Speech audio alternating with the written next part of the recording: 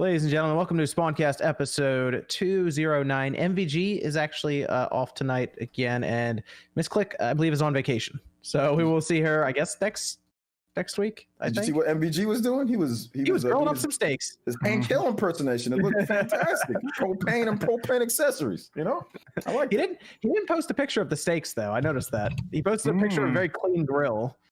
So, that clean. Exposed. What to see about that? But we have a bunch of people here tonight. We got a couple of things to go over, which includes an interesting situation with Microsoft and Sony, the Mario 35 coming to a close, and speaking of closing, PlayStation closing multiple stores, confirming it anyway. We talked about the rumors last week, but it has been confirmed now. So let's go around here. We have our guest tonight. That is Randall Thor 19. Rand, how you doing tonight? I'm doing pretty good. Thanks for having me back on the Spawncast. I figured you would have quite a few things to say this week after some of the news that came out, really yesterday actually, for Xbox. So I think should be a lot of fun discussing that tonight. Big shout out to Chris Gamer ST for becoming a member. Thank you, Chris. And then we have RGT85. Yeah, Sean, how you doing? How you doing, Sean? Doing all right. Knicks are up big right now. Everything's looking good, so I'm happy for now. So we'll know if they blow the lead. Yeah, we'll know. We'll know. Sean will jump out of his seat. Good stuff there. Then we have Max, Dreamcast guy. Hello. How's it going? And we have a celebrity tonight, actually. Right. OJ, Player Essence, over on the Nintendo Minute, on the Nintendo Twitter account there. I saw it. Playing Moss Runner. Yeah, it was a lot of fun. Very surprised. I was like, me? Are you not talking about Black Healy? I think you're looking for Black Healy. You're not looking for me. You're looking for somebody else. No, but yeah, shout outs to them for having me on. It was fun. But yeah, thanks for having me on as well here too. So it's good to see all you guys here. Yes, glad we count on you this week, OJ. You know what? It was getting down to the wire, man. I was getting down to the wire. I wasn't sure if I was gonna make it or not, but you know what? I gutted it out for you guys. Did people ask you this week if you're gonna be here? A few, yeah. Okay. Yeah, we got a Discord question asking if you're going to be here. Oh, okay. Interesting. It's from one of, I believe, our $10 dono people. So. Oh, okay. There we go. All right. Answer for this week and next week. I mean, we can double up here, man. Very good. We got Nate the Hate. How's it going, Nate? All right. Got some fun on. Paul Konerko going to be on playing some baseball soon. All of you hate him. So you don't know. Cares about I can't hate someone I don't know, Nate. Yeah. He's a What is legend. it with people without webcams and their love of Paul Konerko? Well, I mean, okay, I am from Chicago and I am a White Sox fan, so of course I know who Paul Konerko is. Okay. Everyone else on this cast was like, who? I'm like, yeah, I don't know. Hey, I couldn't even get you people to download MLB 20 last year. I don't want to hear it. I'm sorry, man. Look at that, Paul. He looks racist. I'm sorry. I can't like him. I stand with OJ. I'm sorry. I can't like this guy. It's too much for me. But shout out to Mirko, Thomas. His little goatee. You know he's racist. You just know this. You know he's like he's from Rhode Island too. Like, come on. hey, you know who from Rhode Island? Olivia Culpo, and she was Miss Universe. He's probably racist too. I don't care. Why you know these weird facts? Tim Tebow. He's racist.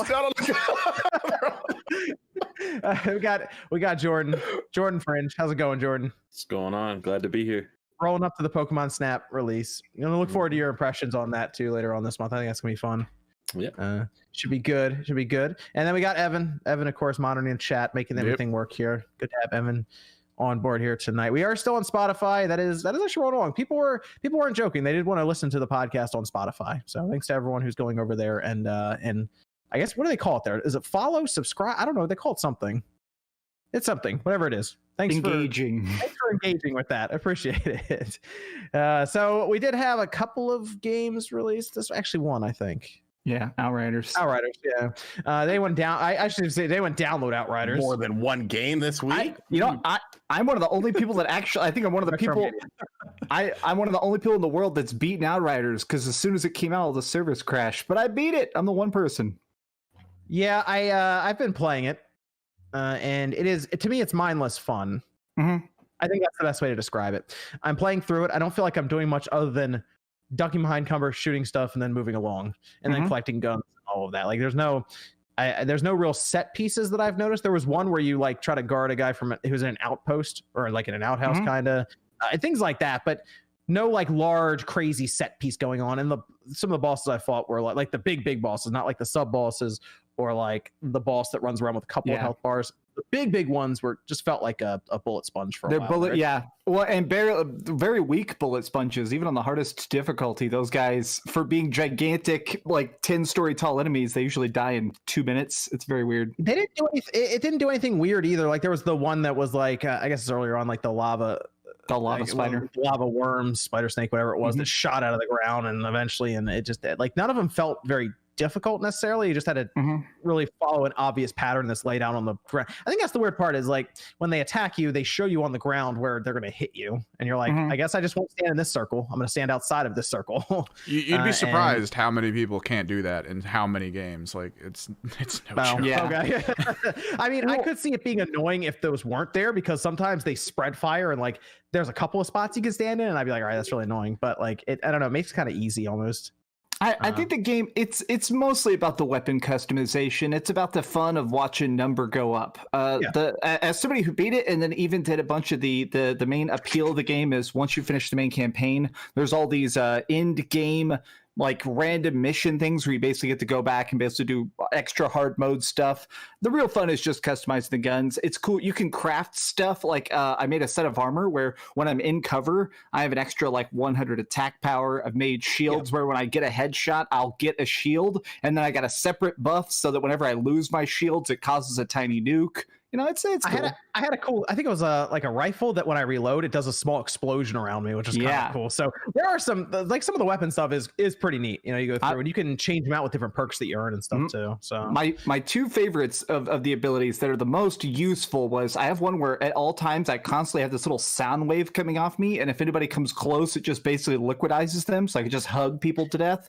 And then I had a sniper rifle where if I shot somebody in the head, it didn't count, or it would not use up a bullet. So if people with big weak points, I get out that sniper rifle and just keep hitting them forever, never even have to reload. I guess the most interesting part is the world tier system, where if you do really well and you're just rolling through everything, they'll basically raise the difficulty by pushing your world tier up, and eventually the enemies will just light you up completely to the point where you have to upgrade your gear and continue working up towards that.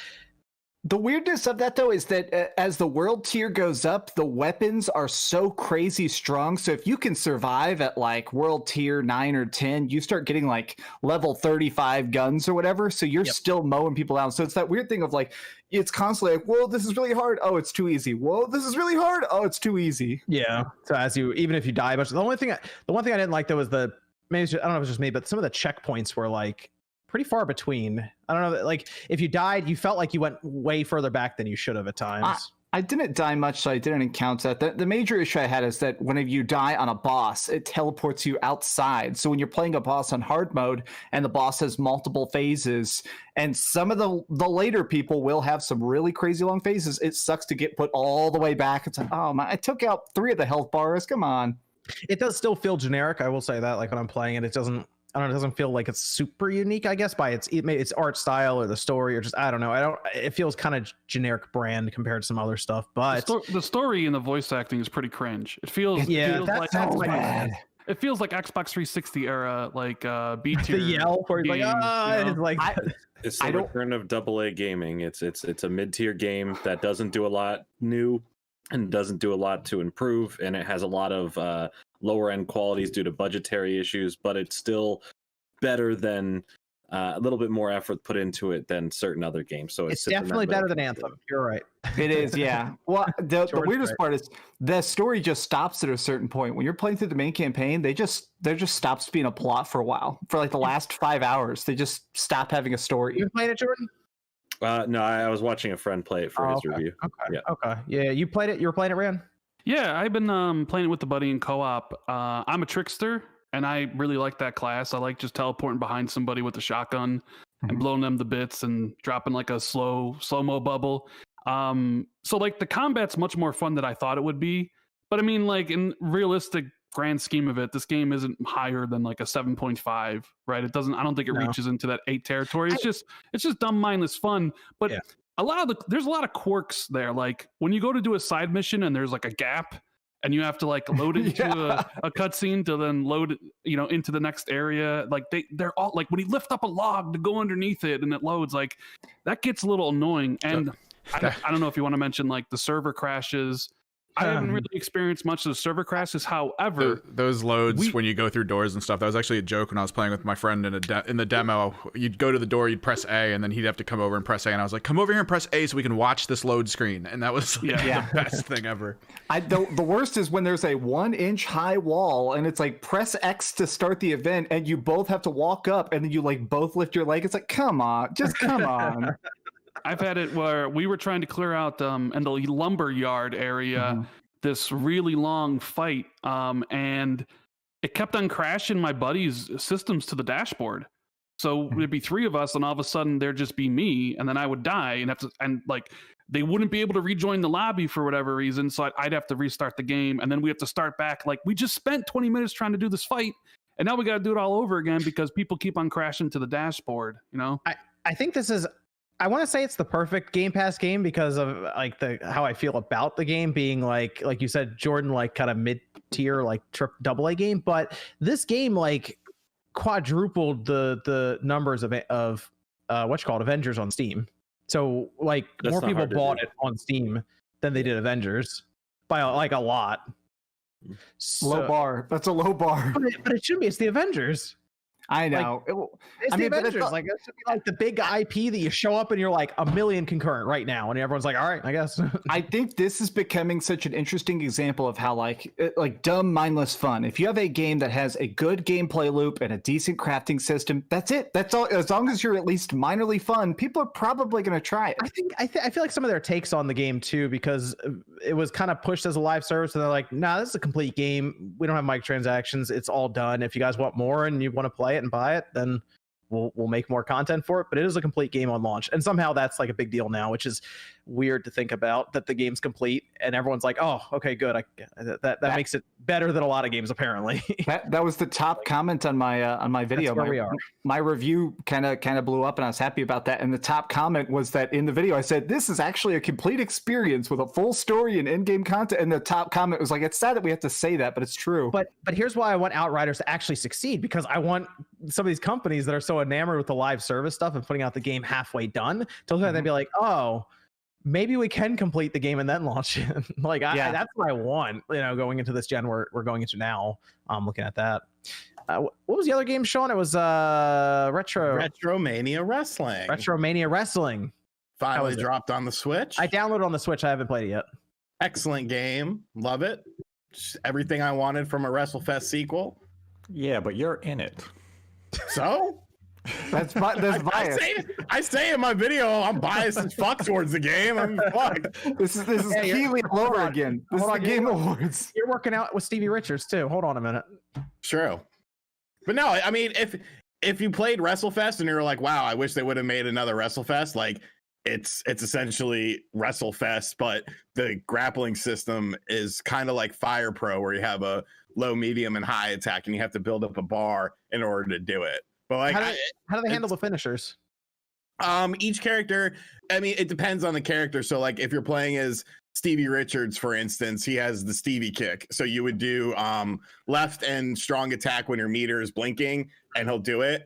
For someone like Johnny Retro, who's John Morrison from the WWE, he has a top rope attack. So you would Irish whip someone into the turnbuckle, and then when your meter is built up, you hit right in X and or strong attack. I believe it's X, and he'll do the Starship Pain. Did you hold on? Can you bank supers, or do you have to do it as soon as your bar's? No, you got to do it as soon as it happens. But it's not a game where it's like you're not going to have like 20-minute epic matches. Oh, I like that back in the SmackDown games. You'd bank like 5 finishers and be like, all right, who wants it? It's very finishing over and over again. It's very arcadey.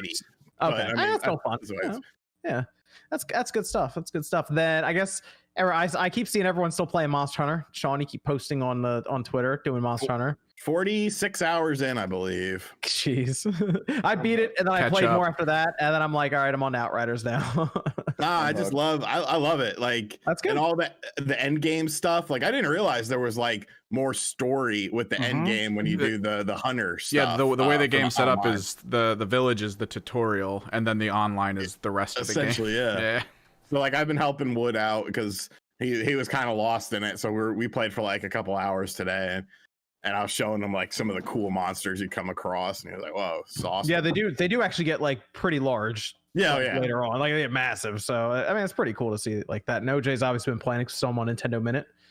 You still rolling through that, OJ Monster Hunter? Yeah, I've got 30 something hours in there. I want to play it more.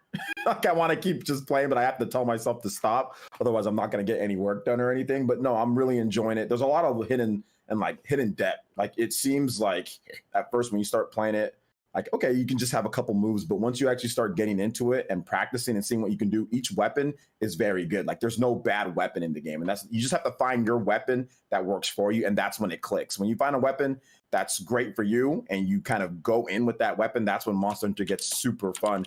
And the fact that it's not always online, like you can play single player, you can play the multiplayer. You don't have to worry about it being connected. If you want to play with your friends, you can. If you want to play by yourself, you can. Like I like how they separated it, and it's very fast. Like there's no intrusive Animal Crossing type of thing where like they stop and they kind of show you on the screen, and all this weird stuff. Like it's just you get right into it, man. It's low key. Awesome.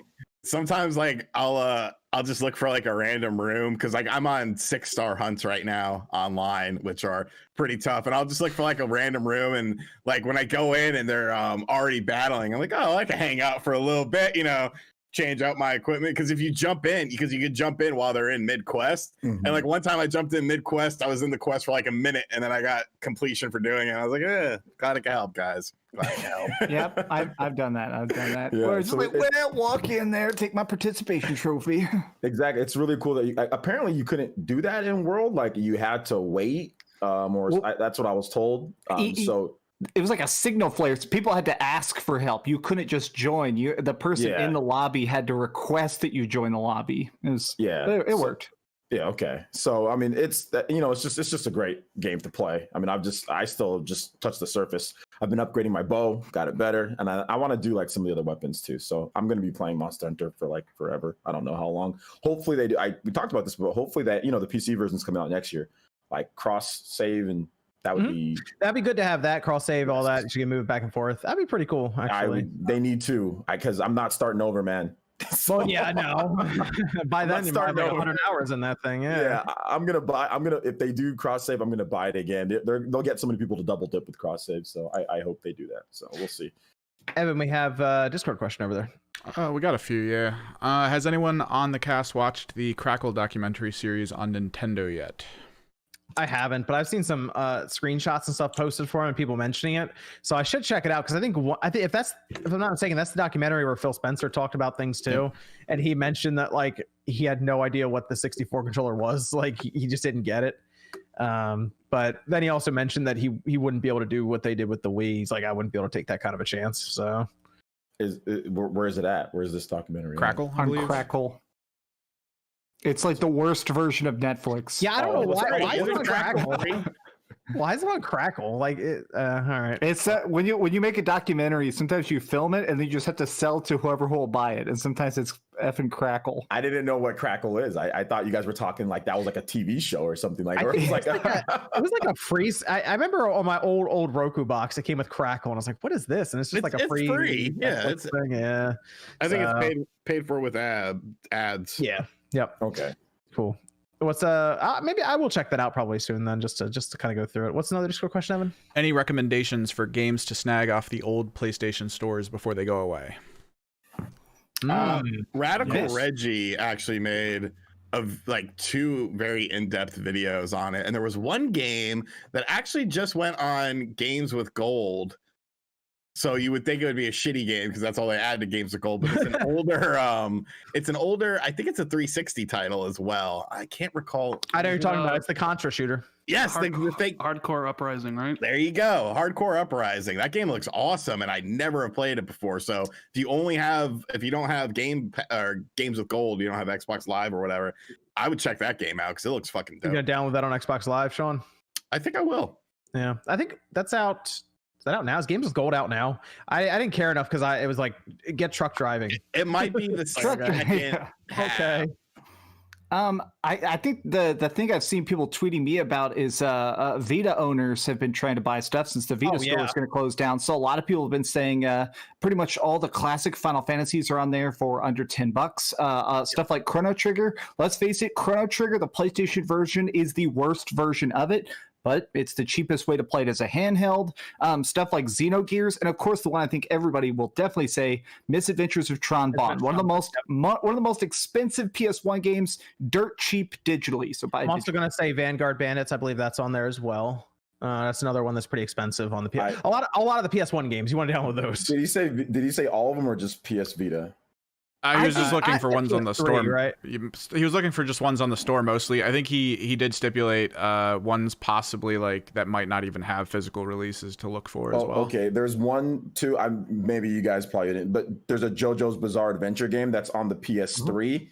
That's pretty expensive, and I think once it goes away, it's going to skyrocket in price. And it's actually a badass JoJo's Bizarre Adventure. Even if you don't like the show, the gameplay mechanics are phenomenal in there. It's a really, really good game. Graphics are incredible. Wasn't the Siren episodic game tied to the PlayStation Store only as well as digital only? That would be a good pickup.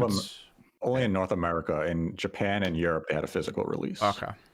Does it have English text or no? You know, because the PS3 is region 3. Yeah. Okay.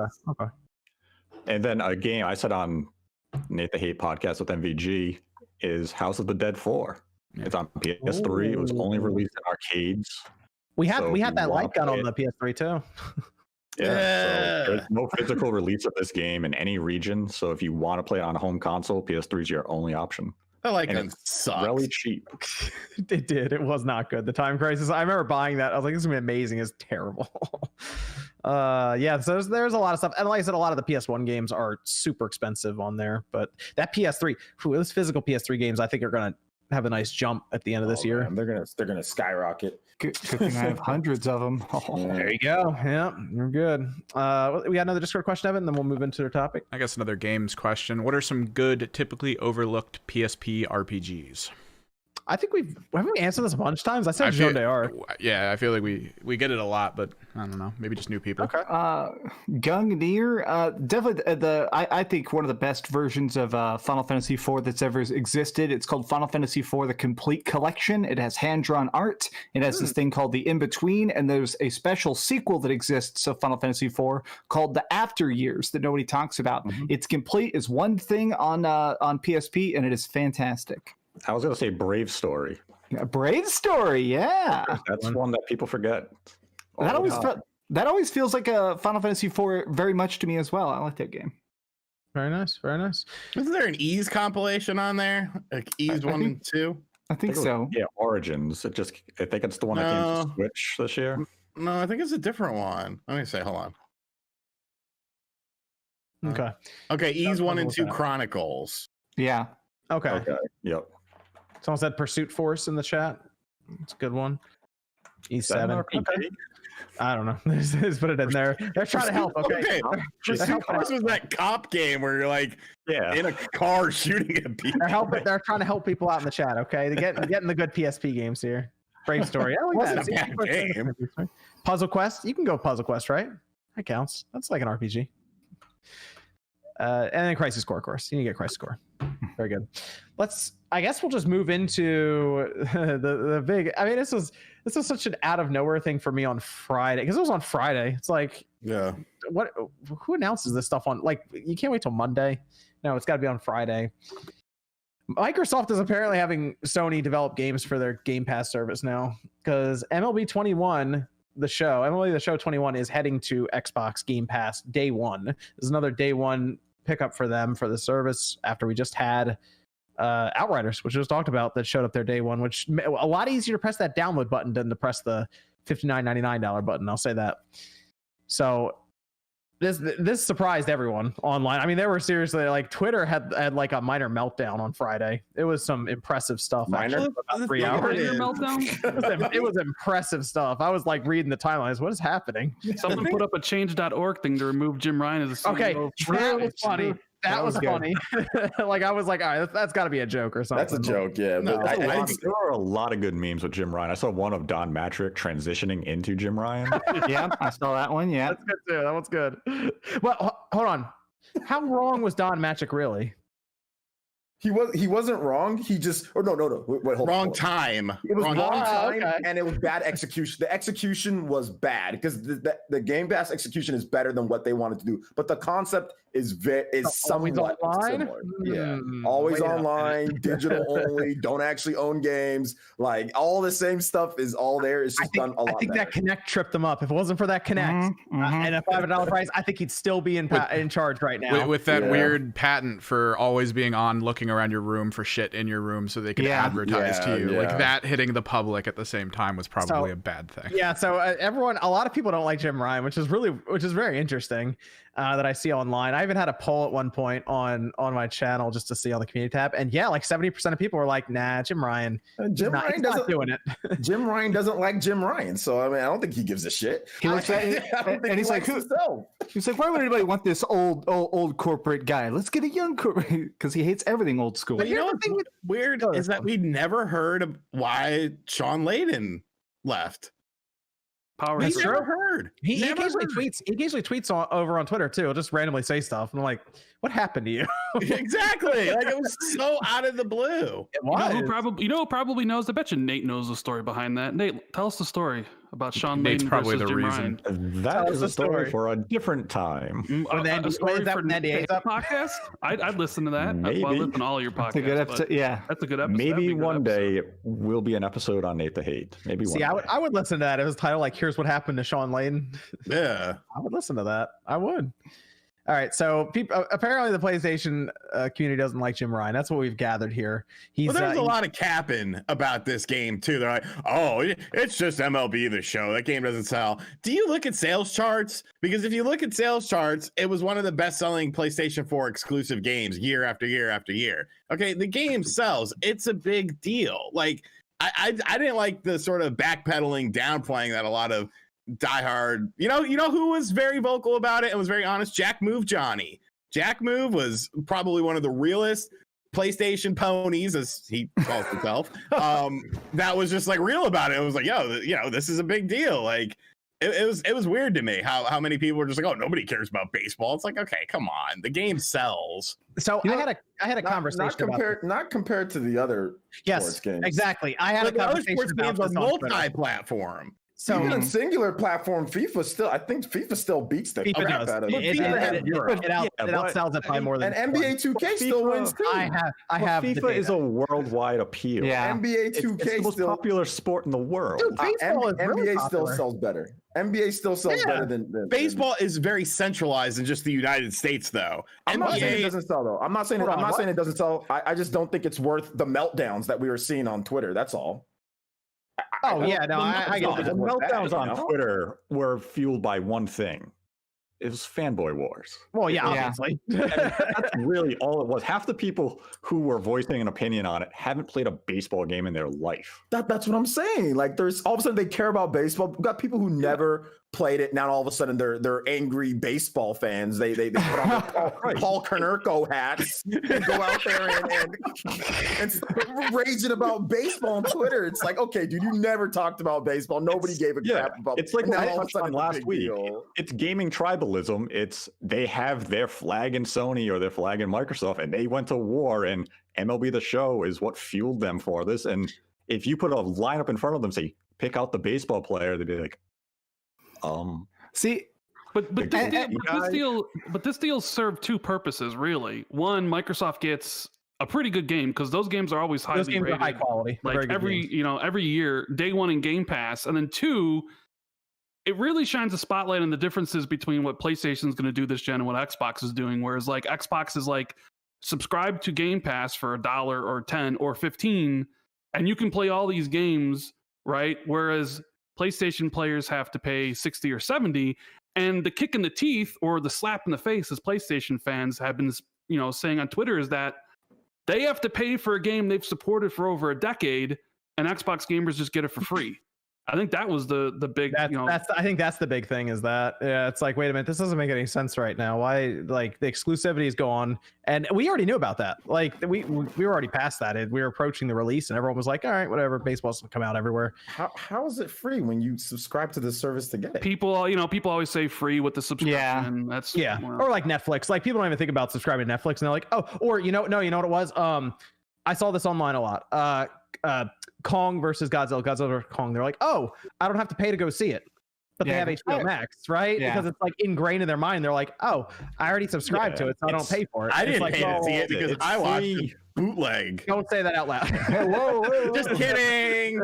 Yeah, it's free because you subscribe to the service and you weren't anticipating this game to be added to the service. So it's like, oh, I'm getting MLB for free because I didn't sign up for that reason. I signed up to Game Pass because Good you just reasoning. want Game Pass.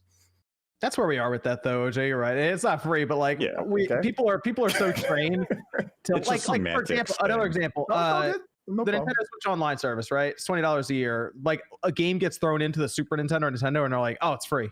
I get No, it. they say I have to pay $20 for this shit. Hold on. I just say that about the online. That's actually what they say, but no, I feel you guys on this one. I feel you. I think that's what Microsoft wants anyway. They want people to forget that they have Game Pass, basically, right? Just like how Netflix wants you to forget that you're still signed up to get DVDs for some reason when no one actually has DVDs anymore. And then you go on your account and realize you've been signed up for the past 4 years getting DVDs, and then it's a whole thing to cancel because you got to go through like. All right, never mind. Anyway, I looked at the numbers shown. So I had a whole conversation about this on Twitter. And it's impossible to do it on Twitter because I can't actually say anything outside of 240 characters. Mhm. And I was like talking to Matt about it too, which is funny because I know he has the numbers, so he knows what everything is. I think it's about a 3 million unit seller in the US. Or I'm sorry, total. I think it's overall. What, MLB? You think it's so high? You think it's 4? You think it's 4 million? Yeah, I think it's closer to the 4.5. Not quite 5 million. It's below that, but I think it's in the. I think it's under 4. I think it's under 4. You think it's 4.5? I mean, if we're talking Are you looking at a total number and yeah. trying to figure out what? So here's my issue with this. Okay, MLB The Show 20 couldn't outsell Dragon Ball Z Kakarot in the US for the entire year. For the entire is year. a big Dragon Ball franchise. Z. But For the that's like entire a minor game, and that's a funny comparison to me. I But like you're comparing it like it's just what the Sony just one system to the multiplayer, right? To all of them, or was it like just the PlayStation version? Yeah, Dragon Ball Z Kakarot celebrated 2 million sales.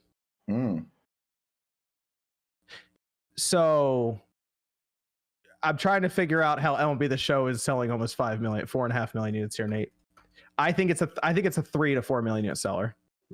And I think the reason that MLB wanted to go multiplayer is because they didn't like that it was a 3 to 4 million unit seller. Well, I mean, the figures for Dragon Ball Z Kakarot are as of March 2020. Right. That's what I'm saying, that they celebrated 2 million. That's why I came think out in January. So we only have 2 months of figures. They just haven't come out with updated figures. I So think it could be 4 million now. I think it's a 4 million unit seller, right? Dragon Ball Z Kakarot, and MLB's behind it. That's why I'm saying MLB's like 3 to 4 million unit seller. Can I stir things up for a second and say, look, I don't care about this deal. I've been getting spam for the last 24 hours of Sony Pony take the L and Microsoft people asking how mad I am. This is weird is that Games Pass keeps becoming a bigger and better deal. I think we can all admit the Game Pass, damn it. Game Oh, you fucked it up, even though you said you weren't going to. Game in Pass. the chat. Game Pass keeps becoming better. Look, screw chat. They're gonna roast me for saying Games Pass or Game Pass, no matter what they get mad. But here's my thing: for some reason, I feel like Microsoft people are just getting so weird, and Sony people are getting way too territorial. Nintendo people are getting too territorial, but especially those Microsoft dudes. I feel like the Microsoft dudes on Twitter, Nintendo's just hanging out. There's pictures of like Phil Spencer bench pressing stuff. Like everybody calm down. Everyone just stopped talking about Mario 35, and I was like, "Oh, all right, cool." Yeah, that baseball game, right? Max, people think you just hate Xbox? Is that the whole thing, basically? Yeah, yes. Which is weird because if you look at, I do most of my reviews now on Xbox. Xbox Series X is objectively more powerful. It seems faster. I do a lot of stuff on Game Pass because, I mean, why am I going to pay for Outriders if I could just play it on there? But for some reason, people still say that, like, they'll send me pictures like, you want to kill Xbox? I don't know. I'm happy about this deal. I don't care about baseball. I don't know who Bobby Fletcher. I'm making up names. I don't care about baseball. But That all those sounds people. very baseball-y. though. Yeah. So Bobby Fletcher, huh?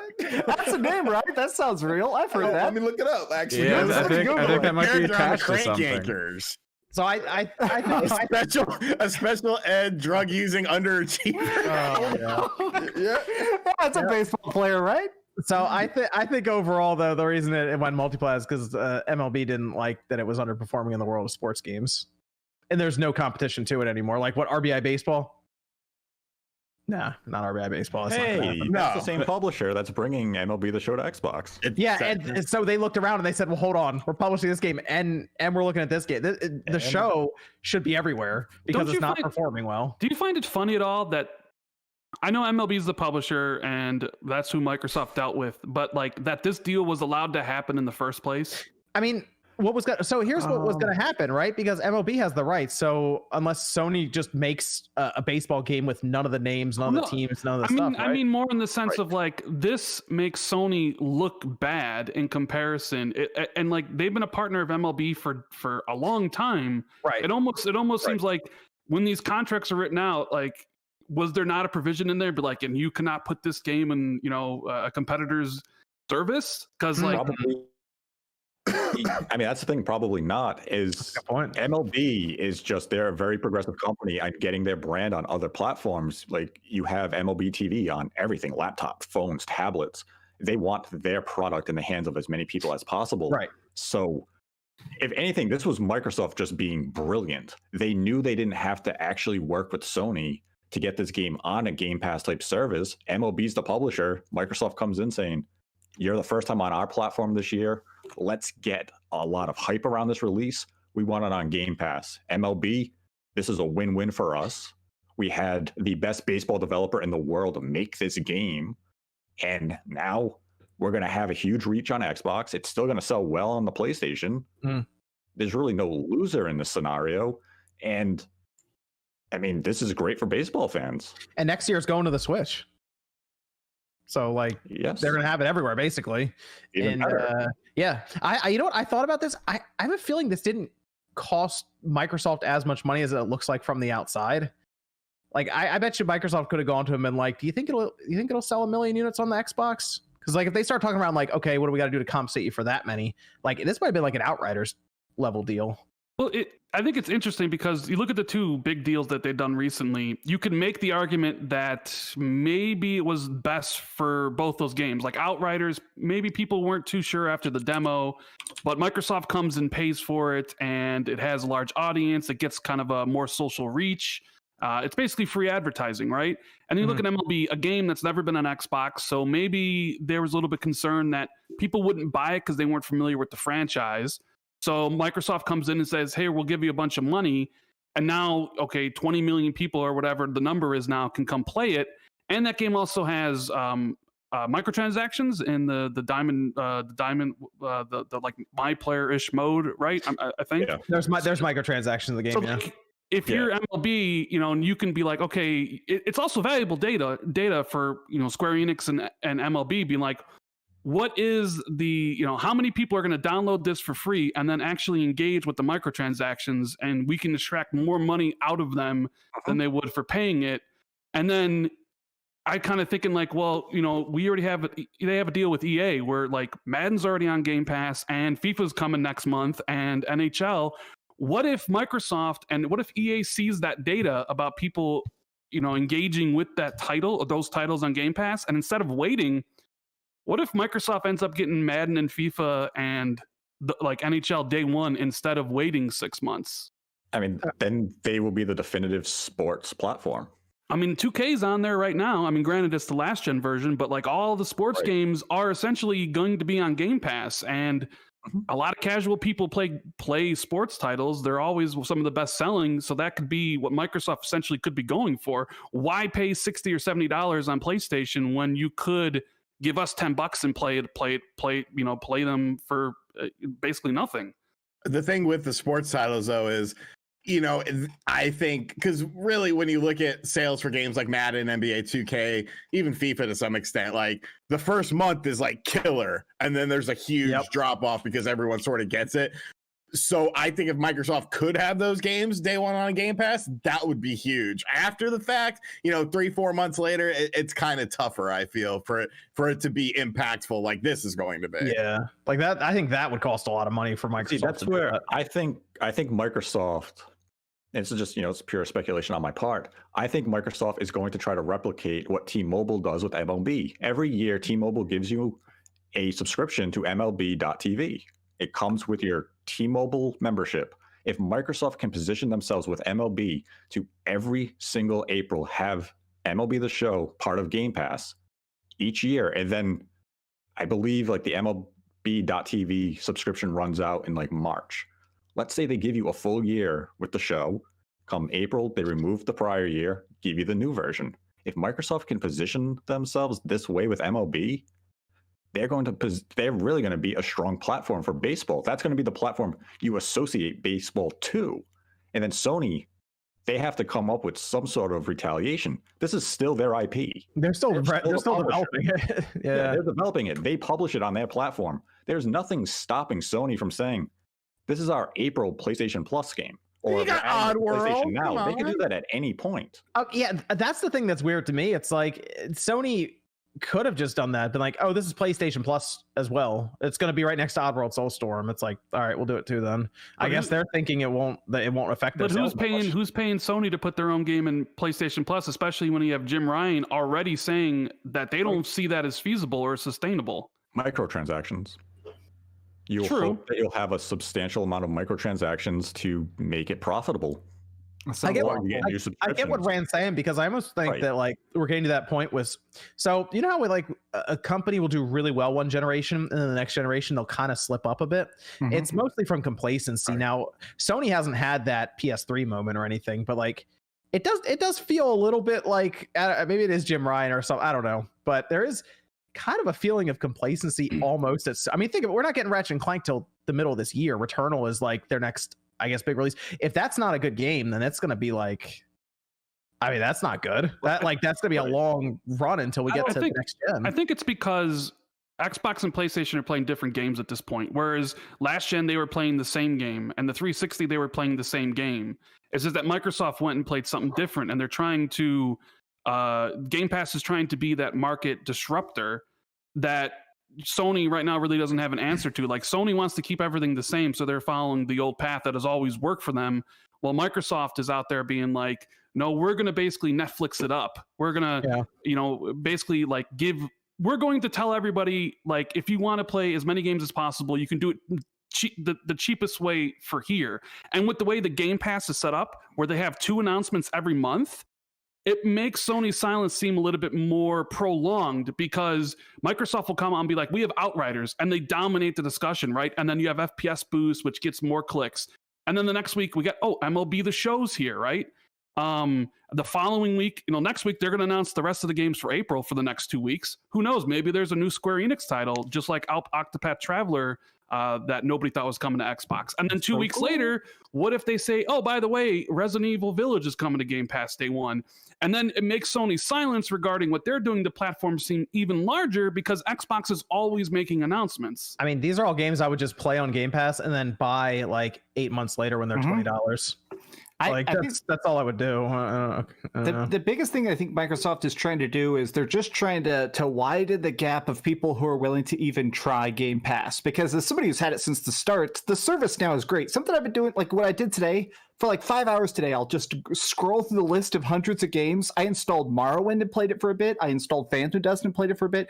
And I think that's the thing, is the Netflix of games dream. They're the first people to actually do it. And I feel like they just keep sweetening the pot and stirring it up. Like, oh, there's a little bit of MLB. Oh, you want some Outriders? I mean, if they want to keep keeping me from having to buy games for $60, $70, I'm okay with that. Yeah, I'm staying subscribed forever. I mean, it's too good. They're the first person to do it successfully. Live did it before. Well, no, so that's what I'm saying. That's what I mean. Is Game that tap? yeah? What's That's with the important. game tap disrespect around here? Game tab. There What you do go. we think about Game tap. the sustainability tap, of yeah. this? What's that? It's already profitable. I know this. I think the people out there talking about how it doesn't make any money or they're losing money, they don't know what they're talking about. It's Microsoft. It's a $1 trillion company. I super chatted the other week when you guys were talking about this. Satya Nadella's compensation package is 5% based on Game Pass, right? So like it's in his best interest monetarily to make Game Pass as big as it is. And I've heard that Microsoft is aiming to have Game Pass, like their best year for Game Pass, and they are investing and they are spending a lot of money. And this is just the beginning. Outriders and MLB The Show won't be the last AAA games to hit Game Pass day one. These aren't even more tips of the iceberg. There are legit megatons coming this year that Microsoft will announce as day one releases for Game Pass. Like if I had to guess, I don't know some of the titles, but I hear certain things. Like I would not be surprised if Back 4 Blood hits Game Pass on day one. It seems like a perfect title. See, that's a game I would like to just download and play. Yeah, I would imagine Battlefield 6 is another one. Like I said, I think there's something going on with EA. I think Battlefield 6 is going to be on Game Pass. That'd be pretty big. Well. Something like that. There's a lot of smoke with Hades coming to Game Pass. Yes, it's not a day one release, but Hades now has that popularity to it, and when you bring that type of game to Game Pass, it's going to draw a lot of attention. It may not bring new subscribers per se, but it's going to do well on the platform. And you even have the rumors of potentially Microsoft has made a deal with Sega to bring Persona to Game Pass. That would be so if it's not Persona Strikers and it's actually Persona 5 Royal Edition or something like that, that would actually be pretty massive if they made that happen, because then I feel like at that time you'd finally see Atlas and Sega start actually putting Persona games all over the place. I think it'll be like Persona 4 Golden. They'll bring the series over too, like they did. I would love that. I think it's going to happen, and then I think you're going to see the Ubisoft games, the entire catalog be added to Game Pass at the end. You of the think year. they're going to get that? So here's my issue with that, because it's this is Uplay we're talking about then. Well, or I'm not saying it's Uplay. I think they'll just add the back catalog. Ubisoft games. Gotcha. Okay. Yeah, more Ubisoft games will be added. I'm thinking we get to a point where there's like tiers of Game Pass. Like I have a hard time believing it's going to be $15 forever. They're in user acquisition mode. It'll be $15 until they reach an internal target, whether it's 40 or 50 million. Then they'll start raising the price, and that's when Xbox Live Gold will go away and multiplayer will be free. Clip it. $20 a month. You heard them, Evan. Clip it. $20. I hate the idea of tier. I hope you're wrong about that. I like these ideas. I like the idea of it, like especially stuff like Persona. Man, throwing stuff that people want the most. I think that's the best. Is that if they just start delivering the games that nobody else is. Like everybody's been begging for Persona 4 Golden. If they grow Golden on Xbox, oh my god! I mean, I'll tell you what. If Resident Evil Village does go to Game Pass day one, like that's actual. That would actually be a really big deal. That would be huge. That would be huge. They're going to raise the price. They're going to raise the price of this. There's no way this is not going to. They will raise the price. It just won't be anytime soon. This is. I think it'll be more sooner than later. I think it could. I don't. Here's the reason why I think, Rand. Here's the reason why I think, because once the Bethesda games start hitting, there's no way that it's going to blow up. This is going to get more and more people are going to subscribe to it. It's going to be like Amazon. Amazon was, Prime for a while. Yeah, but then what happened when they started blowing up? Like, boom, those prices changed quick. When Amazon Prime got really big, I just don't see them not raising the price by next year. Sure, I mean, I can see that argument, and then Microsoft is probably also about to spend $10 billion on Discord. I think that is 99% going to happen. But if they keep adding these big games though, Rand, day one, I mean, a lot of people are going to say, "Oh, it's like $3 more a month." Okay, like if you keep delivering these kind of games, I feel like people would be like, "Oh, okay." Yeah, I don't think it's going to be like a huge price. It'll be like Amazon Prime. How much did they? It was $99 and it went to $130 for the year. Right. For the year, yeah. They'll raise the price when they reach a target, and I think what we're seeing here is the first time Microsoft is 100% all in on gaming and Xbox. Oh, they definitely are. I mean, acquisitions, they won't stop.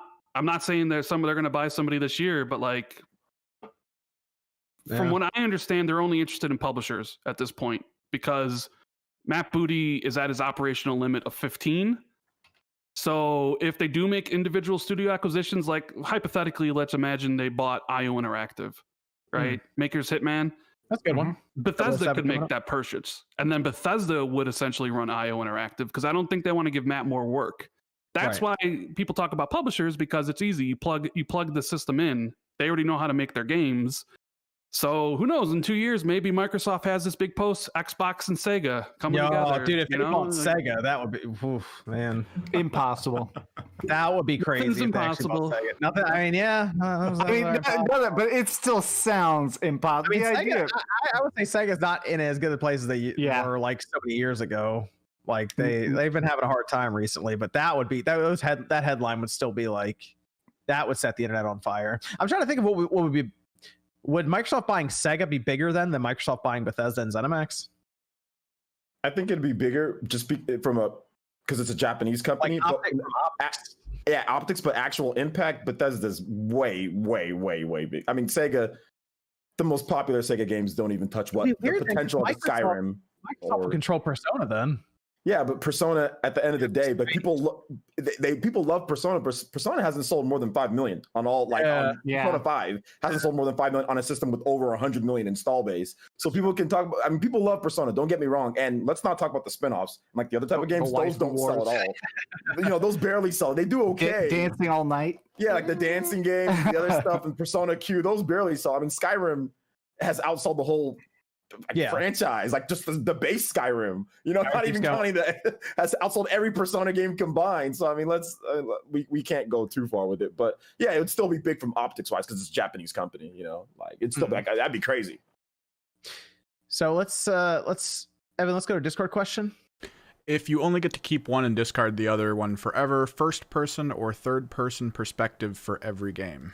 Oh gosh, you can't do that. That's tough. That is really tough. It's tough because you basically annihilate genres depending on which way you go with this. First person, get out of here.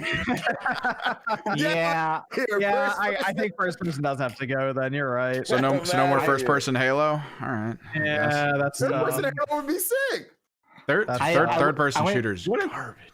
I was testing the Cyberpunk patch, and I forgot how weirdly claustrophobic that game is. While I was running around, I was like, "Man, this game, I'm going third person, baby, third person all day." I got a question for you guys. I'm interested in seeing what you think. I recently beat The Ancient Gods Part 2, Doom Eternal's last DLC, right? Yeah, and it's very apparent from that DLC that there's no more Doom after this. There's no sequel, right?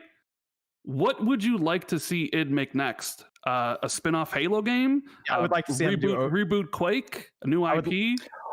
I would like to see him do like an ODST type spin-off for Halo. I want Quake. That's one of those things that's so good. I never even considered it. I went back and I played Quake 2 again recently. I don't remember where I was even playing it, but yeah, I want to see dark, gory Quake again. Well, I thought a bunch of Quakes did come out. It's just no one cared. Like that's kind of the problem with it. Okay, yes. Everybody loves Quake 3, obviously. Then Quake 4, kind of not so much. And then I remember there's that big movement of like we need a Quake like the classic Quakes, and they were like, fine, we'll bring it to you, and then no one played it, and that was kind of. I'll be honest, I don't even know what game you're talking about. So clearly you're correct. That's another fan, baby. That's another Discord question, Evan. All right. I guess this one's for Outriders. We have a guy who's not really a fan of gunplay or vehicle sections, but he still likes games like Borderlands and Warframe, so he's wondering if he would probably enjoy Outriders. I think to you it probably won't be a $60 experience. Yeah, because he says he's like focusing on characters, narrative, and RPG. But I do think we just talked about how their story just kind of ended. There basically is not a story, and the character sounds extremely bored. That's a big problem to it. Of like, I feel like Borderlands is really carried by its charisma.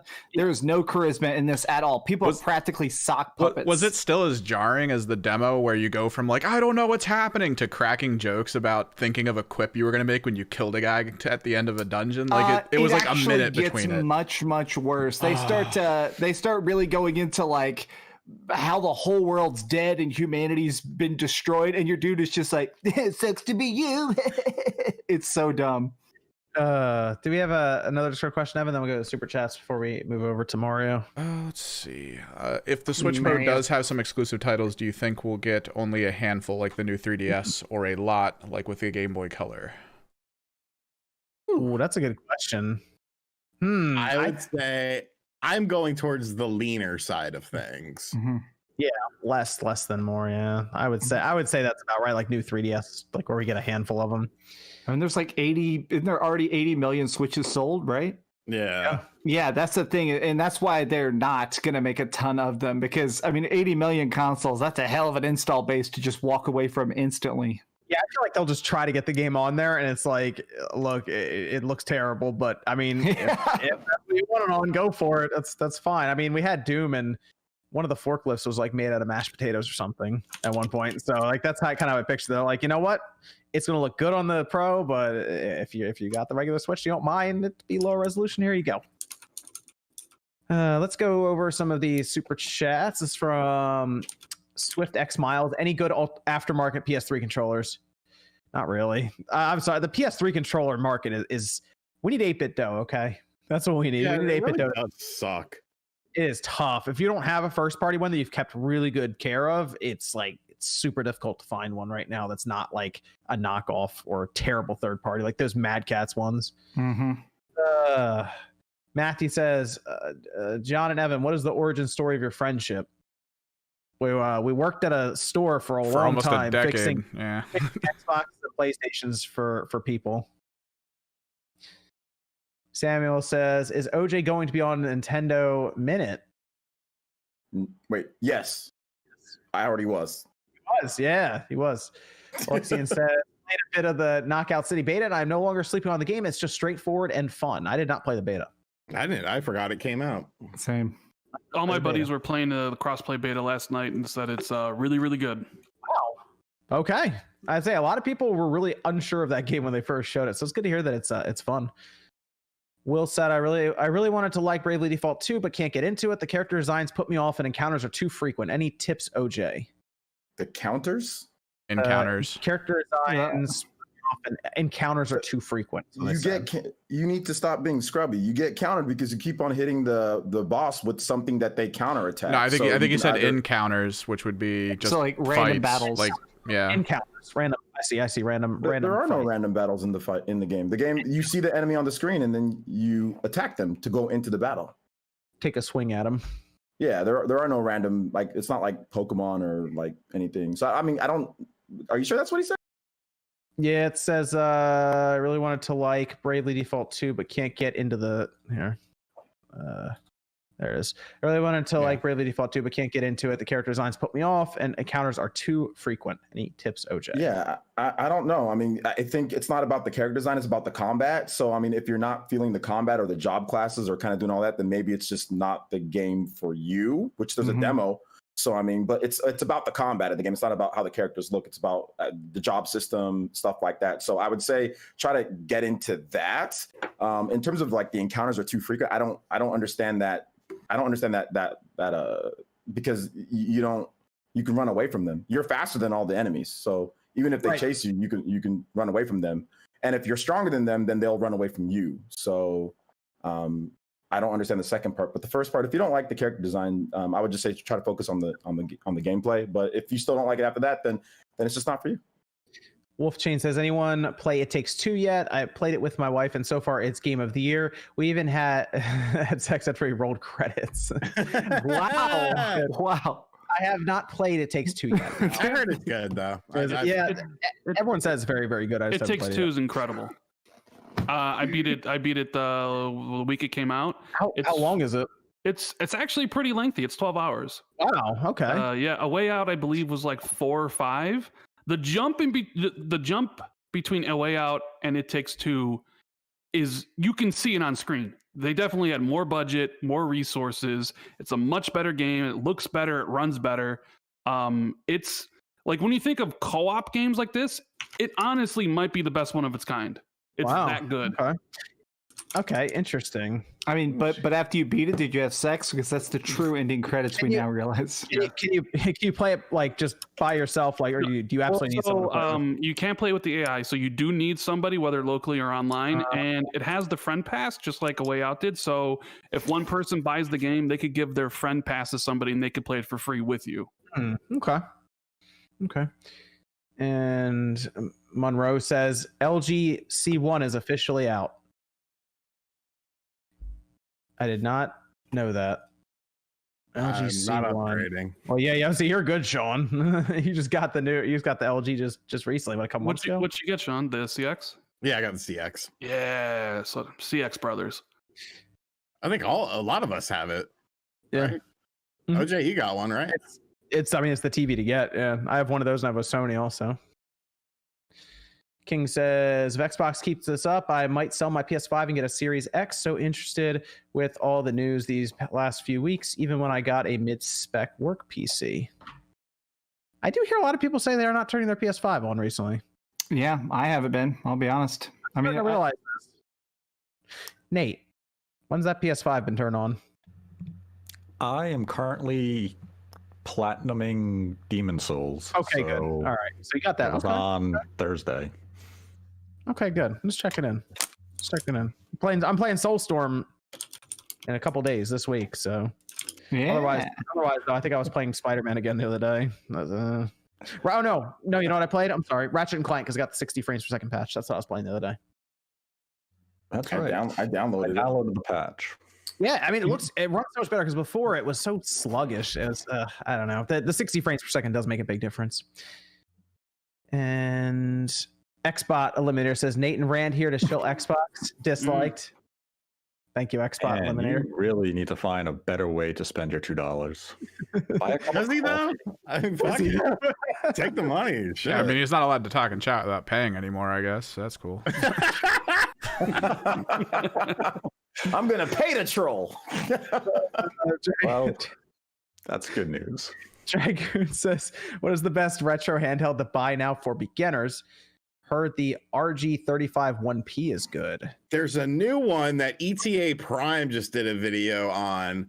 I was watching it earlier today. It allegedly plays Saturn on it. Impressive. Which I didn't get a chance to watch the full video. I would look up information on the CM4 Boy is what it's called. It has a 6-button layout. It has a D-pad and an analog stick, and it's stylized like a classic Game Boy. I see it here. CM4 Boy, the Raspberry Pi, the Raspberry Compute Module 4 powered Game Boy. Yep. Wait, I think I have that. I think it's a new thing. Is it new one? Oh no, I have one that looks very similar to this. They literally make these like every day. That's what it is. I'm like, I think I have this shell. Now I'm looking at it. I think I have this. They had a couple of them. You're right. I'm looking at this. It's absolutely ridiculous the amount of these things there are. But yeah, this one looks different. This one looks fucking awesome, especially if it can do Saturn shit. Like, fuck, I'm in. Gab says RGT85 OnlyFans. Soon. I gotta drop some weight first. I've been working out and shit. Give me a little time. Demon says meat of the week. It's a dick pic every Wednesday. I like that. Demon says, when is Horizon Zero Dawn coming to Game Pass? That one probably not. I wouldn't be surprised if Death Stranding came to Game Pass though. I wouldn't either. Actually, that would not surprise me. Yeah, Nate, why did Phil have a Kojima doll behind himself with the next Xbox logo? Could that mean something? One day we'll find out. I wouldn't be surprised if Death Stranding went to Game Pass though. Just that one would be big because it is a Sony IP. No, it'd be big because it's using Sony's engine. And that. Well, I guess technically MLB The Show is too. Game Pass PC. I don't think it'd come to console. Yeah, because they'll just do 505. They'll pay them to bring. That's actually good because they didn't put Outriders on Game Pass PC. Yeah, the PC side of things, Microsoft needs to work on. Yeah, I was gonna say they didn't give them Outriders. The running story, yeah. That's kind of messed up. Then Gabs, Antony says, "Happy Easter, you absolute legends. What game are you looking forward to the most, and why is it Balan Wonderworld 2?" God. Quadruple A Nights game. Now that game stole the hold on. I'm interested just to hear it happen in the game. Is this actually a thing? Because I just saw this pop up today where they stole a song. So go to my Twitter account. I did a side-by-side comparison. They stole the Ghostbusters song. Because Nate put it in the chat and he was like, what is this? And I was like, it's Ghostbusters. And he was like, exactly. And I was like, what? He really stole Ghostbusters song. It's a higher tempo, but yeah. Oh it's the my same thing. god! It's everything is the same. It's Sonic 3 all over again. I gotta hear this. Hold up. At least Sonic hilarious. 3, like Michael Jackson was involved. I don't think the Ghostbusters were fucking involved with this game. That is amazing. Good old Wow. Azreth. They're always good for something. Liam says, "Don't diss Rhode Island. It's the next Smash stage." Nate knows. That's right. Erase the stage, huh? Okay. Chad says, Whoa. "Thoughts on MLB The Show coming to Game Pass Day 1 and not PlayStation Now or PlayStation Plus?" We actually talked about that one, Chad. Matthew says, "Max, when is Ridge Racer?" But the way you said it, coming to next gen. Oh man, Ridge Racer PS5. Oh my god, it's gonna be so good. The hell is a new Ridge Racer, by the way? Okay, I miss Ridge Racer. For some reason, Every I feel like- console generation, you always had a Ridge Racer right there at the launch. It was one of the best looking games of your launch games. They were just simple fun. I miss them. I picture a dude drifting fully nude in his car, and they're like, you can see every hair in his chest. It's weird that we're in a generation with 120 frames per second consoles, but we don't have a Ridge Racer. It's bizarre. It's true. Spyro says, Roger Williams for Smash. Okay. Joven says, "Hey Sean, I saw your Monster Hunter video and thought it was good. I'm just wondering, what is your I Have Nothing Left to Live For album coming out Soon. When is soon. Okay. And Mega Sorry says, player essence for Smash. Zesty says, "Thoughts on Mega Man Maverick Hunters X?" I actually like that game. Some people didn't. I know the art style was, I think, a little strange at the time. I was okay with that game. Well, it's too. Yeah, didn't it have like a stage creator? I seem to recall that was like the thing that they sold it on instead. It was either that or it was Mega Man Powered Up. I'm trying to remember which one had the stage creator. Yeah, maybe it was Powered Up. Actually, I think it was Powered Up. You're right. It was one of them, though. You're right. Something on Facebook. Have any of you tested the Hori Pad FPS Plus? It's the most amazing controller I've ever used. Hori Pad FPS Plus. I don't think so. Chief says, "Rand, try to refrain from 'I told you so's' tonight." Bro. I mean, I didn't predict MLB The Show coming, so no, I told you shows. Rome says, "Y'all shout out DMX one time, thanks." Of course. He better make a full recovery. That shit threw me for a loop today. Didn't surprise me, to be honest, but I hope he recovers. Yeah, but still to hear it and see it, like, No, it's just it's X. I like DMX, but I'm not happy with some of the stuff. But yeah. Lawrence says, "How can the interwebs contain this much awesome in one video?" That's a good question. Andrew says, "Which cast member would win a boxing battle royale?" Battle royale boxing? Is that where just everyone is just thrown into one like 2-foot ring and just starts fighting it out with Spawn would win.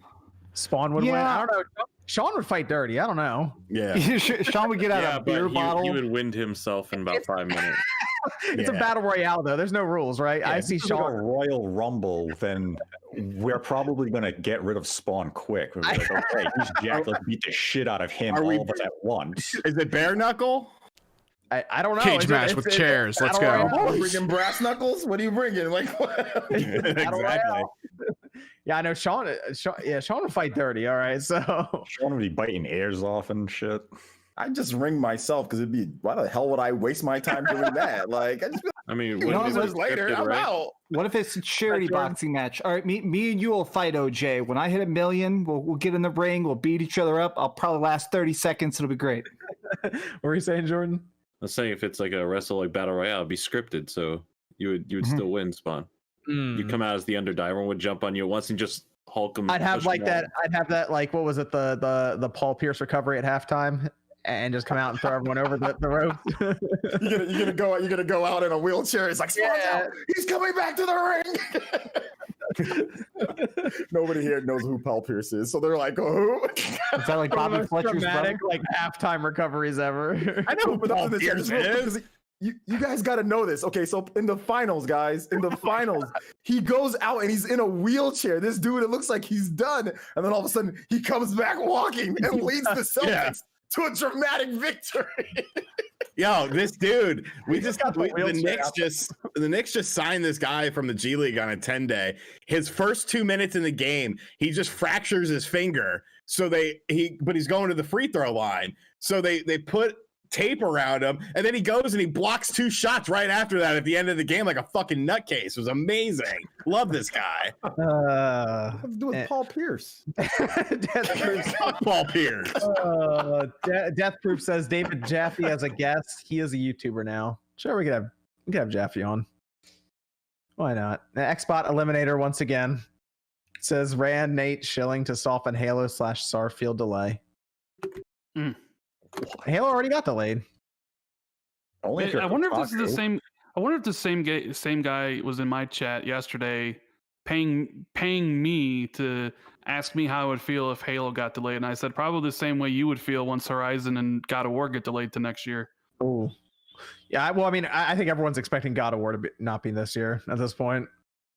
Horizon though, that would be a little surprising. Look, all I say about 343 and Halo, if Halo needs to get delayed again, I'm all for it. I want the game to be amazing. But if they do need to delay it, then leadership at 343 needs to go. I think there's a problem with 343 then. Yeah, Halo wasn't delayed. I'm pretty sure I read that Halo was delayed. Well, What? Oh, what are you boy. saying? You know what? Let's talk about that real quick. I didn't put it in the notes, so this was interesting because Sean, what happens all the time here when it's always a thing with YouTubers getting pointed out or called out or whatever on that. And it's like Kotaku. I don't know how. Here's the thing with me, because they wrote the article and they pointed to it, and I went to the Twitter account. I just hovered over the name and I was like, yeah, I mean, everyone was sharing it. Yeah. And the thing was, it did fool a lot of people. And whenever people would retweet it, I would just reply, oh, it's fake. Look at the account. Look at the account. Look at the account. But evidently Kotaku didn't look at the account. They wrote an entire article. They ran it to their editor. Their editor was like, that's great. Publish it. They publish it. They set it on TweetDeck to send out the tweet, and immediately had to be like, whoop, actually, undo everything. It wasn't even an article. It was one sentence. It was a sentence that just said 343 has announced Halo Infinite is delayed to 2022. And the problem is the writer who did it isn't even an editor for the site. Yeah. No editor actually even saw it. It was just a person who works at Kotaku in a marketing department saw it. It was like, oh my God, this is breaking news. Types up this piece of shit to be first. And then it was, this is fake, you idiot. And I was like, oh. I did like that their follow-up tweet was just "we got what a website." And the thing is, it happens, but everyone always says it happen. Yes, because but the thing is, wait, hold on, RGT. You worked for Nintendo Enthusiasts. I did my own website. Did you ever get fooled on this level from a tweet? No. But okay, so then it doesn't happen. If we amateurs, when we were barely in it, didn't happen to an esteemed establishment like Kotaku, esteemed establishment such as highly regarded as Kotaku, and yet us bums, it never happened to us. Come on, man. I mean, you're not wrong. You're not. And we ran way smaller sites. Mine really small. Yours a bit bigger within Nintendo Enthusiasts, and we small compared, and us doing all the work. For the most part, carrying most of the work. I mean, there's no excuse for this. As somebody who used to write a lot, there's zero excuse for there's nothing that you can say. They're on that 35 follower Twitter account, but Microsoft holds this big event with all these indie games, and they were just like, I guess we'll get to this. They weren't the only industry people that fell for it. I saw some people make some really hot takes, and then all of a sudden the tweets are gone. It's like, but people ain't really checking sources anymore, huh? Interesting. That's true, but an article's different. We've all gotten an article is completely different. An article, because you've got to write it, then you've got to say, you got to look over. This says, are you sure you want to publish?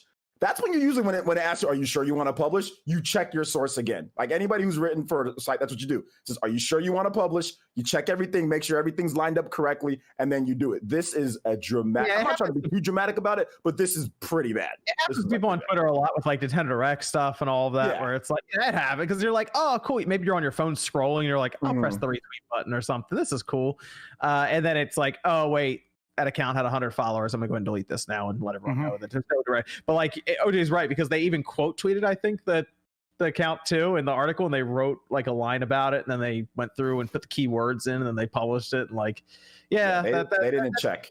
There's much more planning that goes into it than clicking retweet. But I get what you're saying, Rand. There's a lot a lot of people talking about on Twitter for about 5 minutes as well. But Well, it's funny because a lot of these journalists look down on us. Exactly. And That's the point I was. You know what I mean? Like I getting would never run a video without the proper sources or immediately doing something. Because my videos take like 2 to 3 hours to make anyways, but like a lot of them like look down on people like us. So I just had to have a laugh that they fell for it when a lot of us would be like, we would spend the extra 2 seconds being like, wait a minute, that's not a verified check mark. That's not the official Halo account. Chris Lee doesn't work at 343 anymore. I don't know. It is pretty. Also, I don't know. It was April. It was like April 1st or something. No, it was March 31st, but it was close enough that you could say, it's somewhere in the world. It's probably April 1st. Like I just got done talking about April 1st, like coming up, and here it is, like the eve of April 1st, and that comes up. It's like, to be honest, that's what Rand said is the reason why I'm not really giving them any slack on this one, because they do legitimately look down upon. They do. They constantly. Do you remember them constantly dragging Young Yi, being like, he is a YouTube provocateur who constantly, it's like, shut up. Like, Kotaku hates us. Screw them. Well, I mean, a lot of websites do because it's a transition of media. It's like, it's, kids, listen to YouTube more than they want to read an article or something like that. People who are, out and about, you can sit there, you're gonna read an article while you're on your phone. No, I mean, you're fucking driving your car, you throw on a video, you can at least listen to it and get the gist of what's happening. So as I do, I usually listen to YouTube and stuff in the car. Yep, when I'm running. I'm not gonna be like, hey, I'm running, let me read this article. What's going on with World of Warcraft today? Yeah, like I'm just gonna listen. I'm just gonna listen to all the news that you guys put out, all the videos I have in there. So I mean, I get it though. I used to do that old form of media. I got into it when it was late, and I was like, yo, you got to transition. You got to make your channel and all that. So let's move over here to Mario 35 because I got to drain my bladder before this. Hold on. Okay. Oh gosh. Okay. Fine. I'll do another few super chats for Sean gets back. Okay. Let's. John Paul says started collecting GBA games. What are some hidden gems you recommend? I need the Golden Suns, obviously. I actually like some of the Legacy of Goku's, but not the first one. I think it was the second and or third Majin one. Buu are good. Those were good ones. Cell, and like then those. the third one, Boo's Fury. Yes, those were good. Rocket Power Dream Scheme. There we go. What? Rocket Power Dream Scheme. I heard these games called Pokemon are really good too. Pokemon, Final Fantasy Tactics Advance. Yeah, that one. No one ever talks about Tactics Advance. That's actually a good. Awesome. It's good. I'm replaying it right now for funsies. It's really good. So good. I would say one of the lesser known hidden gems is definitely the Phantasy Star collection. It's like the first early Phantasy Star games. Really well done. That the other day, I found it for I think it was $12. It's really good. What I remember was a Summon Knight Swordcraft story. That was actually a really cool one. What? Summon Knight? I have no idea what that is. It's an Atlas RPG. It was pretty fun. Interesting. The Astro Boy Omega Factor. That was made by Treasure. That was a good Wario game. Land 4. Wario Land 4. Those are good. If you can find Boktai for a decent price, it's such a unique game with the sensor on the back of the game pack. You have to absorb sunlight to fight vampires. Mm-hmm. It was Kojima. I've actually had my GameCube Game Boy player hooked up a bit more because I got that Hori pad now, and it makes it way better to play this on the GameCube. Any Final Fantasy IV, that's a good port for the Game Boy. 4, 5, and 6 are all. It's arguably the best version of 6 that's ever existed. Yeah. Yep. Lala said, "Oh yeah, Fire Emblem. Yeah, definitely Fire Emblem." Lala says, "Game Pass model sounds like Movie Pass model. Granted, Microsoft is $1 trillion company, but is it sustainable?" Rand says it's profitable currently, so I would say it is. I mean, I'm not the only one saying it. Like Sarah Bond and Phil Spencer have said it. There we go. Don't worry about Microsoft's bottom line. I don't know. Why do people care? Does anybody, like, when they watch any shows on Netflix or HBO Max, care if it's profitable for the company? Like, all I care about is watching cool movies and stuff. Minorly. I mean, I'm interested in that stuff, but it doesn't ruin my day. If something bombs, I'm like, okay, cool, bye. Roy says, "What about Konami?" I think Konami probably doesn't want to be bought because they're doing a lot of gambling stuff, so they don't really care. Remember that rumor a couple weeks ago? Sega and Konami packaged together for Xbox, Nate? Yeah. Oh gosh. Konami's actually doing pretty well. Like Sega is the one that people are like, I don't know, but Konami's like actually making money. Konami makes money with their arcade. They're gonna license properties out. Hold on, which properties they license out, Nate? What's happening? Huh? Some. Silent Hill getting licensed out? All right. So who's making this Silent Hill game now that the Japan studio's gone? Hey, what's going on? There's another Silent Hill in development. At the Bloober team, are they making Silent Hill? We will hear about this game this summer. Gosh. Okay. I am not we should hear about this project this summer that involves Silent Hill. Okay. VGC reported it last month. It's credible. We'll see what happens. Is it going to be at the E3 with the paywall? That's good. That's good. Jeremy says every time I listen to Van Halen, I hear RGT scream Panama. Good. Okay, Mario 35. Mario, I saw an article pop up on CNN that said we were all worried that Mario was actually dying. CNN can suck their dick. And they wrote that article completely unironically. They really thought everyone on Twitter was just like saying this. And I was like, wow, I thought I was old. I am old, and I thought that Not was that old. I'm old, man. I'm turning Not as old 47. as CNN apparently. Like that CNN article, I read that. I was like, 47. wow. Turning 47, bro. No, more quality journalism there in the world. I was video impressed by that games. article. I was like, oh, it's April. It's coming up April 1st. That makes sense. Okay, they're making a joke. No, it was completely serious. It's like, wow. Well, all right. It's especially weird when you consider how well paid those journalists are. Like dudes earning six figures are being like, gamers today are worried about the death of Mario. So shut the hell. It was okay. So the Mario 3 All-Stars collection disappeared off the eShop. But they had to have sold 5 or 6 million copies of this thing because like they're still all over eBay, but people are still trying to get like what 25 to 40K, Sean, for some of these listings. It's hilarious. Well, I mean, I made a video on it Friday, which I actually filmed late Thursday night. So that was, pretty much when the game was, for the most part, first pulled. And there were copies selling for $80 plus sold listings. So, I mean, you look at it now. I mean, yes, there's some jackasses trying to charge, $275 and stuff like that. But I mean, $80, $70 is pretty much looks to be the going rate with a lot of these. I think it's going to be a while before it gets like even over $100 for these things, just because so many of them were sold. But I mean, 20 years from now, I mean, sure, I guess it could be rare. I'm selling mine for $4,000. That's what apparently, there's one that's $45,000 and it's free 4-day shipping. Oh, free? Oh, 4-day shipping. The other one though was $25,000 and it was $5 shipping. I made a good investment, bro. Okay. So did Nintendo not then just sell those 3 games individually?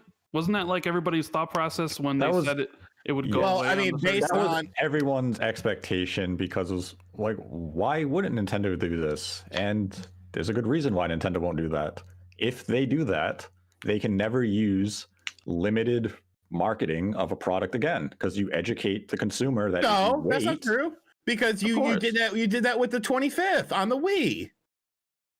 Or the 20th, whatever it was. You had the limited edition physical edition, but you could buy the games individually on the virtual console. Yeah, but that's a slightly different release. Is it? Yes. They were already on the virtual console before they packaged them. Oh, yeah, that's true. The belief right now, Rand, I think, is that the N64 will work into the Nintendo Switch Online, and Mario 64 is probably one of the games they drop in there right away. So the Switch version was slightly different, because they redid a few different textures. Yeah, I wonder if it's going to be like that too, or if they're just going to drop the vanilla version. I don't know. I don't know. No one really understands what happened, Rand. No one really does. There's that report that came out that they did it because they wanted to try to push FOMO on people so that they would buy it in a limited time, which is weird because it's Mario. It's 3 good Mario games, so obviously they've almost sold 10 million copies of New Super Mario Bros. U Deluxe, and they didn't take the U out of that game. Yeah, like they left the U in there. They're like, "I'll buy it." I was a little like, why would they can make way more? What does FOMO have to do with it? Because they can make way more money if they just release it. That's why I'm curious. They'll never release the numbers, but I'd be curious because we all know that typically games sell really high at the start and they fall off pretty hard, and they usually call it the long tail, where it's very rare for games to stay static at a certain level. I'm curious if this had an opposite effect, and at the end, everybody was afraid of it not being able to be found. I wonder if at the end we saw a spike. I'd be curious. if it sold a lot in March. It did because in the UK it jumped 237% in the last week. So everyone thought it was going to be, it's going to go. So they're like, oh no, I haven't bought it yet. I have to buy it. Or you had some people saying, I got to buy another copy because I want to sell this later. I mean, anecdotally, I knew a few people who on the 31st, who the whole time have been like, I really don't need this collection. They said, well, I may as well buy it because I'd rather have it than not be able to get it. And that's exactly what Nintendo's marketing wanted. They wanted you to impulse buy, saying, if I don't buy it now, I'm not going to be able to get it. But it seems like such a weird game to do it with, because it's not a game that's going to struggle to sell. And to sell it for literally 6 months is just, I don't give a fuck. I think it's disgusting and ridiculous. And I will never justify it. Okay, so as of December, the end of December, it sold 8.32 million copies for the game. God damn! So this is probably a 12 million unit seller pretty easily. I would say a lot of money on this, and everybody here bought it. Yeah, probably I have 2 copies. Sold 12 million copies over an extended period of time. This simply accelerated that rate. And Mario aside, I think the more egregious example of what Nintendo pulled this week is removing Fire Emblem from the eShop. That was the only legitimate official English release of that game. And now there is no way to access this game again. There's no physical copy in existence. It was only digital, and now it's gone. It was a $6 game, and Nintendo just said, yep, you're gone. Don't you know, Nate? They wanted you to learn Japanese so you can buy the Japanese, or you can get the Japanese version that's on the Nintendo Switch Online in Japan. So learn Japanese and play it there. Increase our linguistic skills. Yeah. So now there's everybody's excuse to learn Japanese is right there. If you want to play hashtag Fire Emblem. All right, so here's my question. All right, here's the big question, because they just did it with Mario. All right, I mean, like I said, I don't get it. This thing would be a 20 million unit seller if they just left it by probably next year, the year after, basically within the Switch's life. Are they going to do it with Zelda? If they do, oh my God, yes. I didn't even think of that. Yes, but God, that's so stupid. This works I don't quite know. Far too well for them to not. I'm curious if they're going to do it with Zelda. Know. Because looking at the past of compilations, it was a bit limited with some of the Zelda stuff, like the there was 2 different ones on the GameCube. Yes, there was Master Quest, and then there was the collection. Yeah, but it wasn't nearly as limited. Whereas technically, you can make a case that the Mario collection on the Wii, at least the physical version of it, was more limited than that was. So I don't know. Nintendo, to me, I actually have a video coming out about this. Nintendo handles Zelda very differently than they handle Mario.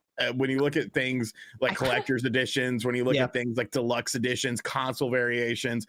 So I think they're going to do similar acts, which we talk about in the video. So make sure you watch it. But I don't think it's going to be quite as limited, or at least you'll have more time, because Nintendo kind of fucked themselves because there was like a pandemic. Yeah. So I'm sure a lot of their plans got pushed back a bit. So that, like, because, if you have 9-10 months, it's a little bit different. Well, they announced the game and then released it like how many weeks later? Like 4 or 5 weeks later. It was very quick, right? The game that didn't exist. All the YouTubers were making up. It's like the Switch Mini and Switch Pro all over again. 10 days. It was announced September 3rd and it came out like September 11th. No, the game doesn't exist. What are you talking about? Yeah, now it doesn't. So what we're saying, Rand? And now it does. Did Nintendo give a reason for the limited edition celebration of the anniversary? That's literally all. The reason why that's the official digital reason. They love him so much. I get the physical aspect of it, but like live in the era of digital. Like nothing should be limited in that sense. That's the biggest sin of it. If you want, like, I'll use the Fire Emblem as the example. You want to pull that elaborate retail edition, I understand that, but you pulled a $6 digital game from the eShop for no reason whatsoever. You pulled 3D All-Stars from the eShop for no reason whatsoever. You pulled Mario 35 from the eShop for no reason whatsoever. We are in the digital era. You don't pull digital availability just for fun. That should have remained active. The physical versions, all physical games have a print run of X amount of time. If they want to say these games for 6 months, okay. But I still have that fallback option of going to the digital storefront and buying a copy of the game if I decide to. I don't even have that choice now. Nintendo took that from us all to say, oh, the 35th anniversary is over. Okay, I can't buy a game when it's not the 35th anniversary? What type of marketing ploy is this? They love Mario so much they had to shoot him in the back of the head. The Mario 35 one is the one's a shame. Like, I hope they do something else with Mario like that and like just call it something other than Mario 35. I don't know. I guess that goes along with the celebration aspect. And I think the idea, if they want to say this was due to the anniversary, then make that 3D All-Stars package feel like an anniversary celebration. I think it was bare bones in that package that was celebratory. It didn't have a 35th anniversary badge on it. It was nothing. It was 3 games. I didn't even give me a manual. $60 box. And the logo was offset. Yeah, like at least make it elaborate and say, okay, we're pulling this awesome anniversary, super packed with all these bonus features, and here's a standard version. No, you released the standard version, and then after 6 months just said, bye. They didn't even give me a slipcover. Nope. They gave you nothing. I mean, they could have just made the physical edition the limited one and then had it digital. Yeah. It makes no sense. It's very strange. I think that's the problem, is everyone's just trying to understand like Nintendo and what they were doing with this. And I don't think anyone, like, even that thing about FOMO just doesn't even like make sense. So who knows? I feel like Nintendo of America just did their best to explain it to us, because even they were like, I don't know, like just tell them it's a celebration. That'll work. Nintendo of America is just reciting whatever NCL is telling them to put out there as the marketing reason. My favorite still is when they tried to explain the headset like tethering for the phone, and it looked terrible. And even they were like, what is this? Yeah, the hoary headset picture. Oh, it was great, because they were like, look how simple this is. And it's like, wow, what is 3 this? separate adapters and audio combiner. It's like, oh god. So no more Mario 3D All-Stars. That's gone. Mario 35 gone. And it so here's my one issue with this whole thing too. It's been brought up quite a bit that this is an anti-consumer move, and my concern with calling it that is I feel like it puts it on the same level as the Joy-Con drift, and I think the Joy-Con drift is far worse than that. So I'm not prepared to call it anti-consumer. I just call it stupid. Okay, that makes sense to me. Yeah, like, stupid makes sense. Weird, strange. I don't get it, kind of thing. Yeah, bizarre. But they gave everyone time to buy it if they wanted to, and then they moved on. And I'm like, all right, I don't understand, but that's where we are, I guess. So we'll see. That's my one concern about the Zelda thing, is like, I wonder if they're gonna pull it there too. I think they will. This was very effective for them. They saw a lot of sales. They made a lot of money. And if I'm Nintendo, I'll put Skyward Sword out. I'll treat that like 3D World and Bowser's Fury type of release. I will then bundle Twilight Princess with Wind Waker for $60. It's got to be more than that if it's limited. Until the end of March for next year. Got to be more than that. If it's limited, it's got to be 3 games at least. Oh, I thought you were saying the price was more. I was like, oh no, that's the whole thing too. That's the whole thing too. I'll talk $70 price with Nintendo. No, not yet. Not for. I think not for another couple years on that one. But my God, no, I think it's got to be at least. It can't just be Twilight and Wind Waker and say you got 6 months, because I'm like, it's on the Wii U. What? I mean, I think they're going to continue to do this. As long as it's effective for them, they're going to continue to use this marketing tool. It sucks for us as consumers and fans to see them use this exploit. But if you're a business and it's working, why are you going to give up on it? The digital age is coming, I'm telling you. It's not going to be fun. Actually, this will be fun. It'll just be annoying. I mean, digital age is coming. I mean, this is such a weird, unexpected part of it. Is I guarantee these stupid freaking things, they're going to start being like, well, you better pre-order it digitally, because who knows how long we'll even sell it digitally. I feel like they're going to start really pushing that at some point. It's going to be stupid. Here's my question. You know what's going to be really interesting is when we get to the point with Nintendo and we move to their next system, if these digital purchases go with us. They damn well better. I know. Well, now we're kind of locked in, because what if I didn't get Mario 35 digital? I mean, I'm sorry, Mario 3D All-Stars. That needs to follow me, right? Maybe for the next Switch, whatever they call the next Switch, not the Super Nintendo Switch or the Switch Pro or whatever's next. Maybe Microsoft or Maybe Nintendo can hire Microsoft to use Discord as their communications device on it. Whatever they got to do, Microsoft and Nintendo get together. Look, Nintendo Nintendo pretty much owns Japan, and Microsoft wants in. So make the deal. So Evan, we got Discord questions left. Just a couple more thoughts on the I guess CD Projekt Red's talk on their new business practice, specifically the parallel AAA game development, where they're gonna have one team make 2 games at the same exact time. Nothing can go wrong with that idea. Yeah, that sounds brilliant. Confuse you, Spawn. You totally nailed the phrase there. If anybody actually reads the transcription of that, it is absolute gobbledygook. It is so confusing. The amount of times they're talking about projects and canceling some projects and announcing project, I think they're still in panic mode. I would not take anything in that investor call seriously. I just think they're confused about it. I mean, now they're talking about doing online. Like they appear to have moved away from the standalone online Cyberpunk now. So I'm looking at that like they're moving forward. They're going to try to fix the game because it's still not on the PlayStation Network, by the way. They still can't get it back there. So they released an entire movie script worth of patch notes, and it's still not allowed back on the PlayStation Store. So I don't know. The CD Projekt Red's in a weird spot right now. How many sales do you think they've lost with it not being on PlayStation this entire time? A lot. Millions, yeah. Yeah, because there's a lot of people with that PS5 who are probably would have bought the Cyberpunk when they bought the PS5, looking for a next gen experience. I do think once they make the true next gen version and they sell a box that says PS5 on the box, that version's probably going to sell really, really well. But even now playing it, it's still it's very fixed now. I've played it. The latest patch version is more streamlined, but yeah, it needs to they just need to next gen it now.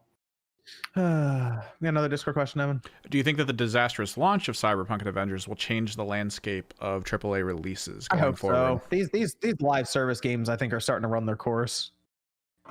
I don't know. Half of them release missing stuff and broken and roadmaps that almost never get finished. So I'm okay with us moving more away from live services. It's hard to break in a new game with the live service with all these older live services games dominating, like your Fortnites and your Rainbows and Division, War Zones, and it's tough to kind of create a new one. And like Avengers is like a huge bomb. Yeah, that one's got to really hurt to the point where I'm sure Square Enix saw that and was like, well, we can't do this again with Outriders. Help us, Microsoft, and give us some money up front at least. Yeah, right. I think the biggest problem now is these companies. Let's be real. They're going to run towards that $70 price. So now they're trying to compete with Fortnite, which is free and a live service game. And they're going to be like, you got to give us $70 up front just to hope that this game even gets done. Like it gets finished its roadmap. So I think these companies, when they need to do these live service games, is lower the barrier of entry rather than keep raising it. So start thinking more about these free to play live services rather than these premium live services that cost a lot to get into.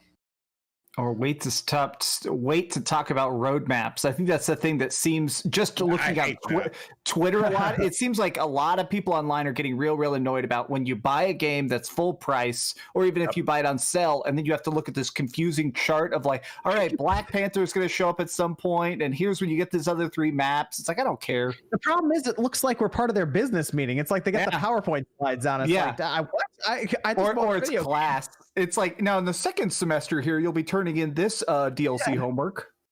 I wanted to play the game. I was hoping most of it was here. Who knows I was hoping it was here. Who knows? I mean, who knows when Spider-Man might not come to Avengers this year. I know. And they have a contract. They have to put him in there eventually. It's so stupid. The game might be dead, and they're like, well, we got to put Spider-Man in. It's Have you seen Hawkeye's animations already look like Spider-Man? People are thinking that they just made, they're going to just Peter Parker's Hawkeye actually does the Spider-Man swing. So it seems like they're just going to reskin Hawkeye. It's Peter Parker. Some of the super chats here. Tijo says, how are y'all able to put 20 to 30 or 40 hours into games so soon after they come out?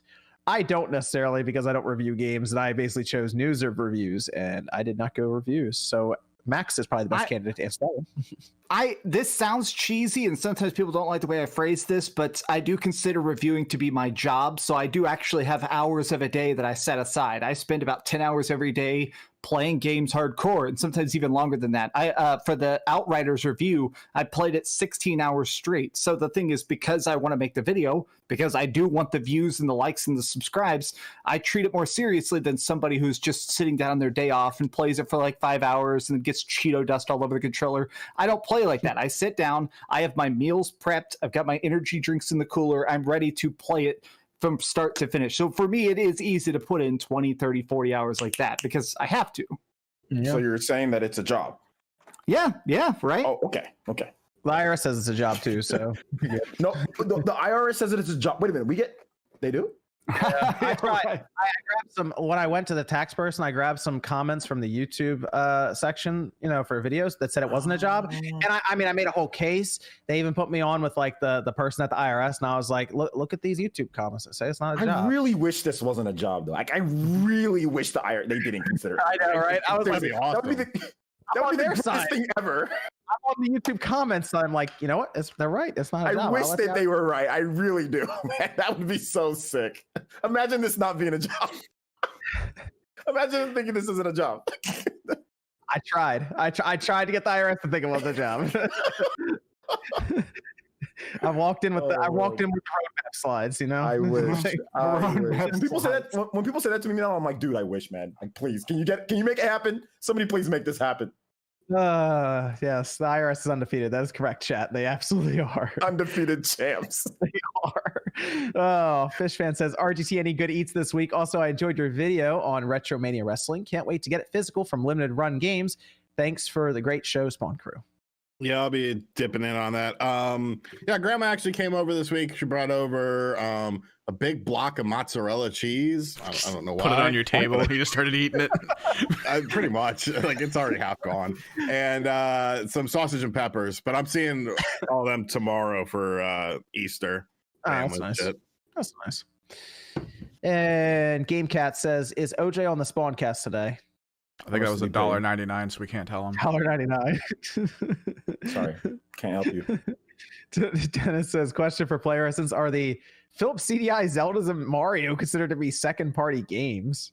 They're considered to be shit-party games. This is a trolling question, and because we had a whole deal about with this stupid term of second party that doesn't exist, so I will not answer those questions. Wait, how much did he pay you?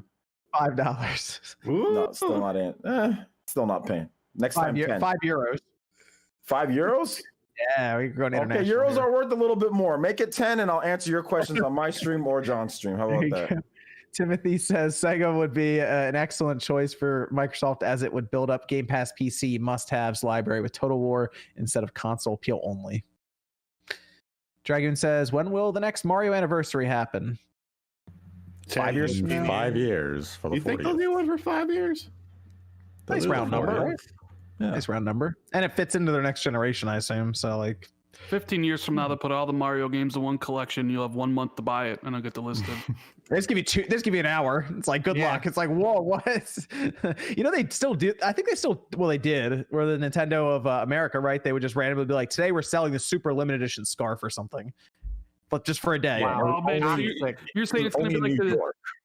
You're saying it's going to be like the Destiny 2 shops where this gun's only on sale for the next 15 minutes. Hurry up and buy it. Mm-hmm. Dude, I'm telling you, that's Nintendo's. I think that scarf was Hyrule Warriors. It was special edition only in Nintendo of New York.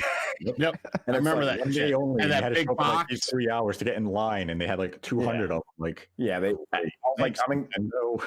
in California. I can't get to New York. And now they're on eBay for like $400 for a scarf or something like that. I don't even have the money to get there, so it doesn't matter. Even if I can't even afford it. Amber says, what is your favorite game that you replay the most?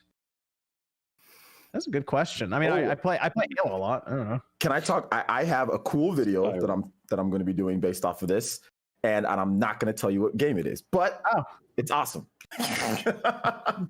I go back and play random pieces of a lot of random old Final Fantasies. The other day, I just played the opening of Final Fantasy 12 again and stuff. Even if I don't play through them, I get it again. Now that I have them all and they are on Game Pass. Oh God, chat, watch out! Game Pass. It's nice to just randomly install like FF8 or something. Those are my real my comfort food. Jordan, what's your game? What's the game? Spyro 1. There we go. See, that's what I'm talking about. Wait, on the PS1, or are you doing on that collection? Either or at this point. Okay. And Radberry says, "What's your go-to beverage while you're gaming?" Stevia, black cherry. I got some sparkling water, or I got some zero sugar. Yeah, water. I'm into these. I'm into these Rockstar zero sugar, 0 calorie things. They're 300 freaking grams of caffeine. You know what? I haven't slept in about 4 days, but they taste fantastic. Diet Sunkist is really good. And Diet Sunkist is good. I got the zero sugar Sunkist too. Yeah. Yes, Diet Zero. That's the greatest, in my opinion. The greatest diet soda of all time is the orange Diet Sunkist, and water's good too. Root beer's good too. Like these A&W ones, these things are good. Water's always good, guys. Water's always good to drink. So yeah, water's the secondary. Orange makes me instantly vomit. Any orange fluid, I don't know what causes it. Really? I don't know what happened. Orange Sunkist? Yeah, yep. It literally comes right out of me. I have no idea. Tang? Tang. Oh, yeah. man. I don't know what it is. Tang. I don't know what it is. That's crazy about because it's pretty light on the orange. I know. It's not like hardcore orange taste for Diet Orange. Well, Sunkist. and it tastes good and stuff. So occasionally I'm like, oh, I'll just give a little sip, and then I end up getting kicked out of a party because I'm spraying orange everywhere. I can't stop it. Interesting. Okay. Lawrence says, anyone else play Hades 1.5 million times? What? No, just me then. Jeez, it's quite a bit of Hades. That's impossible. I don't know. Arturo 1.5 million times? There's no way. Arturo says, any tips for improving on Smash? My friend keeps kicking my butt, and I'm this close to refunding my Switch. Punch your friend in the face. You gotta follow OJ's channel here, because he'll give you all the tips in the live stream. So we play. Yeah. We play Smash. We play Smash a lot on the channel, and basically, I'll just give you some quick tips. Is that you're probably getting your ass beat because you don't know the fundamentals. Like, you got to learn the fundamentals, learn what short hopping is, look that up, and look up your character. This is a fast way to do it. Look up whoever you use, and look up the best pro player that uses that character and just copy them. And it's not hard because Smash Brothers, it's like easy to play. It's just hard to master. So just look up whoever you use, just look up that person. Yeah, also, I would check out OJ's channel because he does a lot of Smash Bros gameplay, and you guys will play a lot too and talk about strategies and everything. So I'd give it a go. We play and we talk about strategies. We've got some good players that are on my channel and that I play against them. They teach me stuff, but I've been playing Smash Brothers since day one, like literally since day one. So I have a pretty good root in fundamentals, and you can hang with people that are better than you because my users are better than me because they play all day and I don't. But I can hang with them because my fundamentals are solid as hell. So just learning the fundamentals, learning what you can punish, what you can't, what has ending lag, stuff like that. But that just goes by actually being around people that will point that out to you. Nobody's pointing, you're just getting your butt beat. Nobody's telling you anything. So you got to go somewhere where people are actually telling you, hey man, you did this wrong. You did this right, So yeah. So let's go over to the last topic, which was the PlayStation Store closures. We had talked about this last week as well, but it has now been confirmed that the Vita store, the PSP store, and the PS3 store will be closed down, just the digital storefronts. July 12th is when they'll shut down PS3 and PSP, and August 27th is when the Vita will close down. That's according to VGC, where they kind of tallied all the different games up, even pointing out that some games will just be lost forever, and other games will actually become Xbox exclusives on those days, which is interesting to think about. But they say 630 digital-only Vita games. So these are games that wouldn't be available in stores. 730 digital-only PS3 games, a small number of digital-only PSP games, 293 PlayStation Minis, 336 PS2 Classics, and around 260 PS1 Classics, and several of them for the PSP and the Vita are just going to be gone. Okay, before we even get into this, can we also point out the fact that a lot of developers, there were some developers that were coming out who have been working on PlayStation Vita games, and Sony didn't tell anybody. This is just public news. So there are people selling them dev kits like a month ago. Yeah. So people were literally currently coding, working on art, doing cutscenes and stuff, and they find out, oh, you can't even sell this. It's like, well, then what are we doing? Yeah, I mean, they're going to shut it down eventually, I guess, but it's still that future of digital. Yeah, I mean, it's the problem with the future of digital. And I'd say of the three, you can look at the PSP and the PS3 and say, okay, these are platforms that are over a decade old. 15 years old, yeah. The PlayStation Vita being closed down this year. It's 10 years old. It's 10 years. The system was only discontinued 2 years ago.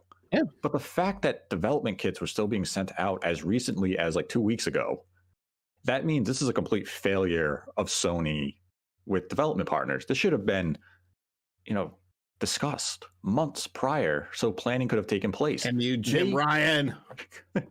They should Where's have. that change.org petition? Right, time to sign it. They should have delayed the PlayStation Vita store until next year, given time for these games to get out, allowed communication to be had so that developers and publishers could have planned for this. The PSP, PS3, they're ancient. Mhm. They're victims of Sony's ineptitude to create a unified storefront and to create a backwards compatibility feature set on the PlayStation 5 to be able to use those platforms. The PS3 is a nightmare. We know that. But the fact that we don't have access to PlayStation 1 games that we purchased on the PSP store or the Vita or the PS3 is indefensible. This is something Sony should have been planning with the PlayStation 4. They had a whole generation to begin to plan for this. And that's something Microsoft did with the Xbox One.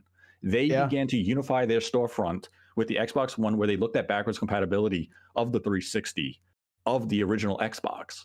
So now when we plug in a Series X or a Series S, we have access to that huge back catalog of games. Sony could have done these steps with the PlayStation 4 leading to the PlayStation 5. They simply don't see the value in backwards compatibility as far as public perception is known. And this is something they have to work on. I want them to come out and announce, and they should have done it when they announced that they were shutting down these stores. They should have given us, the consumer, a little bit of clarity. And it could have been as simple as, we're not bringing backwards compatibility to PlayStation 5 this year, but our hope is in 2022 to bring PlayStation 1, PlayStation 2, maybe PSP or Vita games, and we're working towards this goal, and all your digital purchases will transfer over. That gives you peace of mind that they are working towards a solution. Right now, you're looking at your PS3, your PSP, your Vita, and saying, these games are forever trapped to this hardware. And PS3s, especially the fat PS3s, are prone to breaking, and getting parts to repair them isn't simple. You could potentially lose hundreds, if not thousands of dollars, because there is no other avenue to access the products you purchased a decade ago. I decided that I don't think the PS3 stuff should really be given a pass for backwards compatibility either, because that emulator on PC is making some massive improvements. RCPS3, like, it continues to time better and and better effort to do anything. But I feel like if they really wanted to, they could, is what I mean. Like, if they really wanted it to work. The problem is, for lack of a better thing to say, is because of Jim Ryan. He doesn't give a fuck about the old game. So that's true. He has a quote saying care. Yeah, his quotes are so toxic. Again and again saying, why would people want to play old games? The worst one is definitely that one where he went to a Gran Turismo event and there was Gran Turismo 1, 2, 3, and 4. And he was like, why would anybody want to play that? It's like, we do though. I mean, obviously PS1 and PS2, like, come on, the PS5, like, they already have the emulator for it. Like, it would work. You can download a PS2 version of Rogue Galaxy right now on PlayStation Now and play it on your PS5. Like, is it possible they are going to have PS1 and PS2 and Vita emulation, and that just wasn't a priority for the launch of the PS5 and merging the stores, and they'll just do it sometime next year? They have a PS2 emulator too. But the thing is, if I were Sony, said anything. Come out and say that. This is in their planning, just so the consumer knows that, hey, I can re-download these games in the future. Because right now we're just basically sitting there saying, well, what happened to all my older purchases? They're stuck on the platforms that I made the purchase on, and I want to know that they're going to move forward with me in the future. That's what Sony should have communicated this week, just so we know what's happening here. I think so much value could be added to PlayStation Now, though, like overnight, if they just made a big retro section out of it, like part of it. And they're like, hey, PlayStation Now has PS1, PS2, and, this whole section where you can go to. Even if we don't get PS3, at least they can say, look, we got like a lot of those games that we just shut down are just on PS Now right now. Like, you just go download them and play them on your PS5 if you want. But PS5 specifically as a way to, push people towards it. I get that. But like, just something like that would be really cool. And honestly, that's a better, like, PlayStation Now becomes a more appropriate name if you say it like that. Like, hey, it's all these different generations of PlayStation, old and new, but you have them now. That means so much. Like, I still subscribe to PlayStation Now, and I hardly use it. Like, putting that on there would be freaking awesome. I did a poll, and there was tens of thousands of votes said, yeah, like 80% said I would be more interested in looking at PlayStation Now if it had like a large retro collection that's just available there. Because right now I think they have 8 PS2 games on there, if that, and a couple of PS1 games. Strangely, I think Wild Arms is on there, which is like super random, but like there's not a lot there basically, and it's just such an obvious thing that would add value without them having to go out and get third-party games day one, to put on the service. I mean, I'd imagine they have some sort of internal data that suggests backwards or older legacy games. I'm sure performing well on PlayStation Now, so they're not making it a priority. But I mean, like, have they tried really marketing it that way? Like, there's the service that has generations of PlayStation. I mean, just you got to let people know. Like, people don't know that you can download. People still think you stream all the PlayStation Now games. Yeah, they've had a complete marketing disaster with PlayStation Now, and if I were Sony, I'd look into merging it with PlayStation Plus. That's not a bad idea, actually. That way, more consumers have access to it. You get a better understanding of what the service actually is, and then you can clarify some of the logistical problems with the service, because a lot of people don't know what PlayStation Now even is, and that's Sony's one glaring marketing failure at this point, because otherwise Sony's marketing is usually on point. PlayStation Now feels like an afterthought. I think that's like their problem. They're unsure if they want to go big with PlayStation Now yet, because I feel like they're still kind of watching Game Pass to see how that does for Microsoft. Like, it's strange because PlayStation Now does have stuff added to it a lot, but they never talk about it. So I don't really understand why they even have the service if they don't even really seem to care about it. It's really weird. It's in a very strange spot. But yeah, it's a shame to see all the stores closing down. So you don't have much longer, like three months or so until we lose PS3 and PSP, and then another month after that until the Vita's gone. The Vita's a shame because those games are already at like $100 now. Good luck after that store goes down. Vita definitely feels premature, and I mean, Sony is the more recent example. Nintendo is gonna shut down the 3DS and the Wii U shops in time. Yeah, it may be another couple of years, but they're gonna be next on the block, and hopefully, once that is done, we are now beyond this type of event taking place. All the companies now should be able to move forward with a unified storefront, and we never see a shutdown of a previous generation store. It should just continue to transition with new hardware, because we're going to have backwards compatibility, hopefully. Across the board. Yeah. Microsoft has done an exceptional job with this. So yeah, for transition, yes, it was very easy to plug the Series X in and just pick right up where you were. Absolutely. So, but it's, we'll see. I mean, they can't close down the Wii U shop until Metroid Prime Trilogy is on the Switch. That's probably what they're waiting for, because you can get it on the Wii U shop for $20. No, they got to shut that down, then they can do it. They're going to delist that version, release it on the Switch for $60, offer that for 6 months, then pull it, put it back on the Wii U eShop, and then shut it down. People are confused in chat. They think PlayStation Now is just streaming. Do you see what I mean? You can download Sony's the messing up. You can download PS2 games on there and play them natively on your PS5.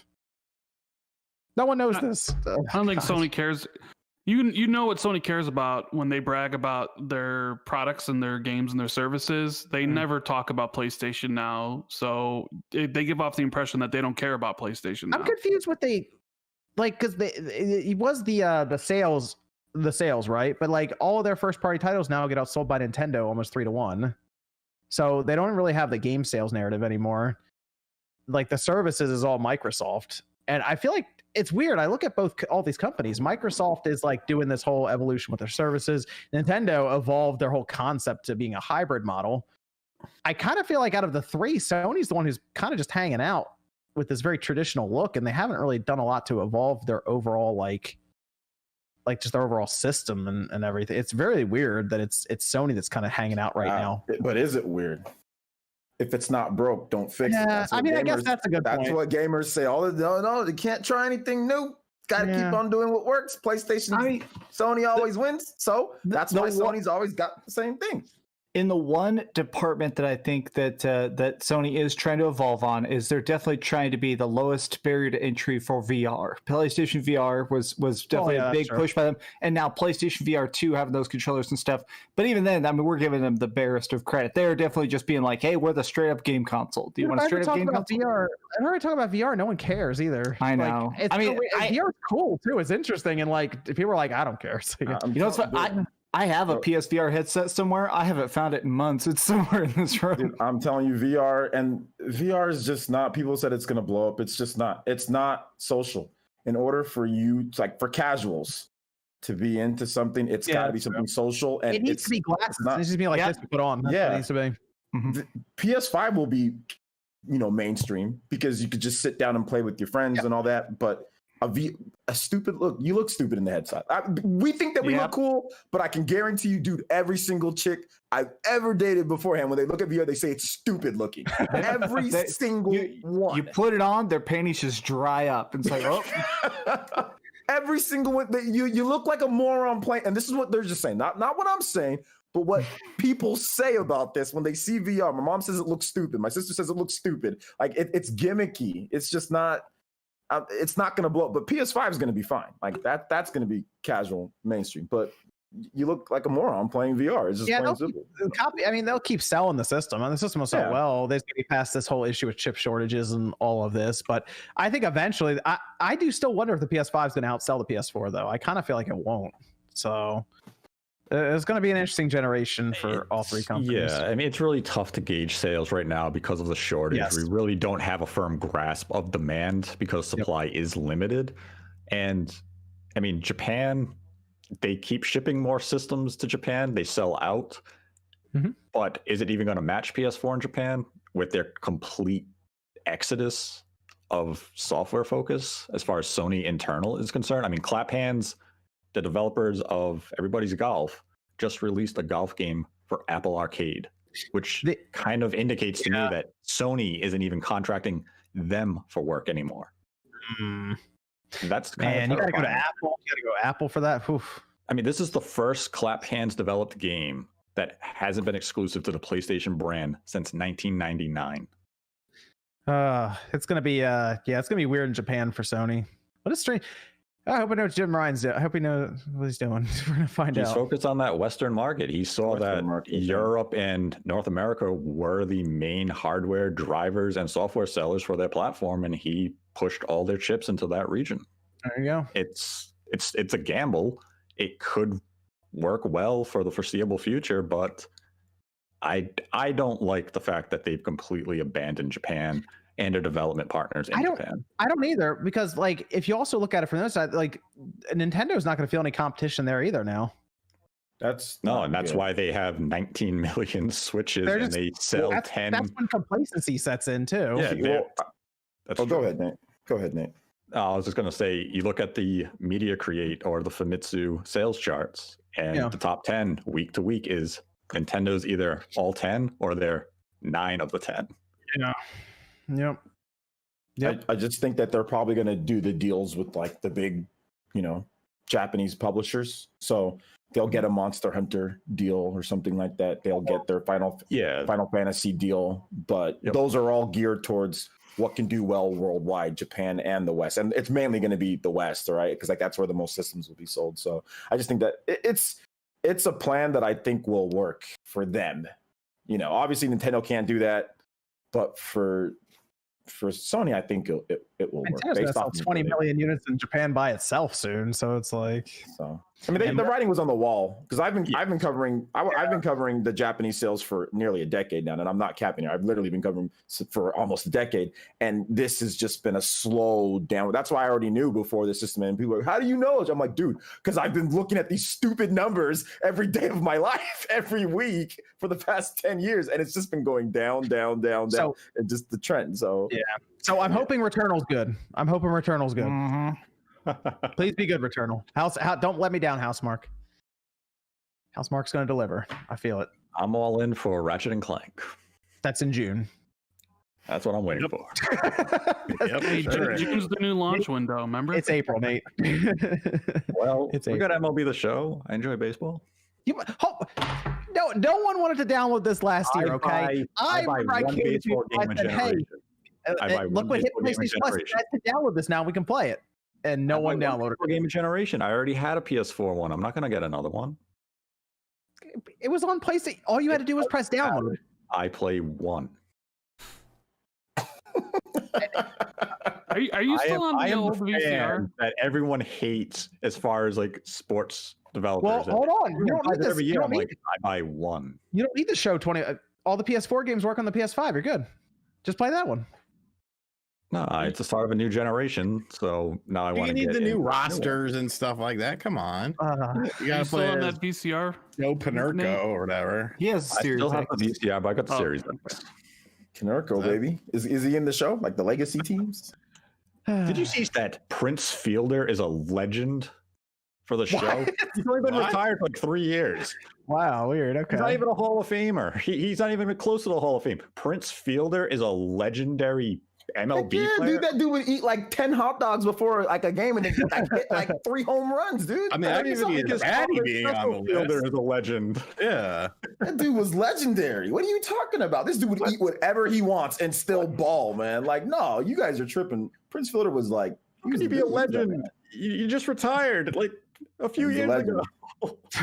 Never run. Did he ever run ever? Like this man would never. No, he either hit a home run or he got a single when the ball hit off the wall. Man ran a 10-second 40. Dude, I remember seeing him run to first base look like he was walking. Oh, goodness. So slow. Why is he so slow? We got a- I'm not Fielder. He doesn't have to run. We got some more Discord questions over there, Evan. No, we're clear. Okay, cool. I'll go through some of these super chats before we finish up. Justin says, "Is there any hope to rebuild Hong Kong now that Godzilla and King Kong completely destroyed it?" Lala says, "Nate, are you a Sox fan since you're from Rhode Island?" No, I am a Yankees fan. I've been a Yankees fan since birth. Moving on. Zaf says, "Did anyone play the new Platinum game on iOS?" No, but I covered it and I want to play it, but I don't have any iOS devices, so I'm doing some research on which one to get. Everyone's saying get the Apple TV. I heard this. Apple TV Yeah. is the one apparently to get, and I looked into it, and I might grab one so I can play this Platinum game. I thought about this because There's apparently you two- can sync a PS4 controller to it, or Yes, you can Xbox? sync an Xbox controller or PS4, and then there's the other game too, John. I'm pretty sure the Fantasian game or I'm keeping an eye on that one. That was good. Yeah, I've been seeing a so- lot of tweets about that Fantasian game. Yeah. Yes. So I might look. I don't know. I might look into this Apple TV. There's a couple stores around here carry them, so it might be worth picking up. It's Apple Arcade's actually getting some games. It's like there's like a 32 gigabyte and like a 64 gigabyte or something like that.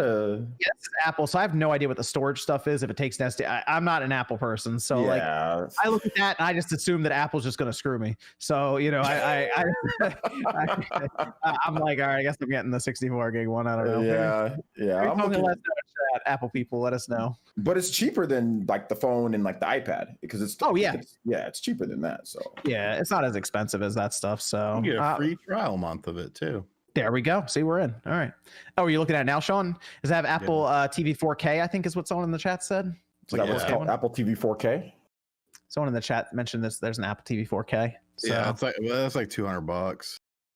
Oh, you can that's get one fine. at Walmart for $169, a 32 gig, or 64 gig for $200. Might go cop that when I go get some groceries this tomorrow. That's not bad actually. Go by Walmart and pick it up because I don't need a controller. I'll just sync the Xbox controller. That's cool. Okay. Looking at some of the games on it. Oh yeah. Let me know about those. See if there's anything good there. Derek says, "Who has the best fast food?" I think Taco Bell for a cheesy gordita crunch. I mean, Taco Bell is good. Taco Bell's Taco good. Bueno. Are y'all savages? Taco Bueno. Taco Bueno.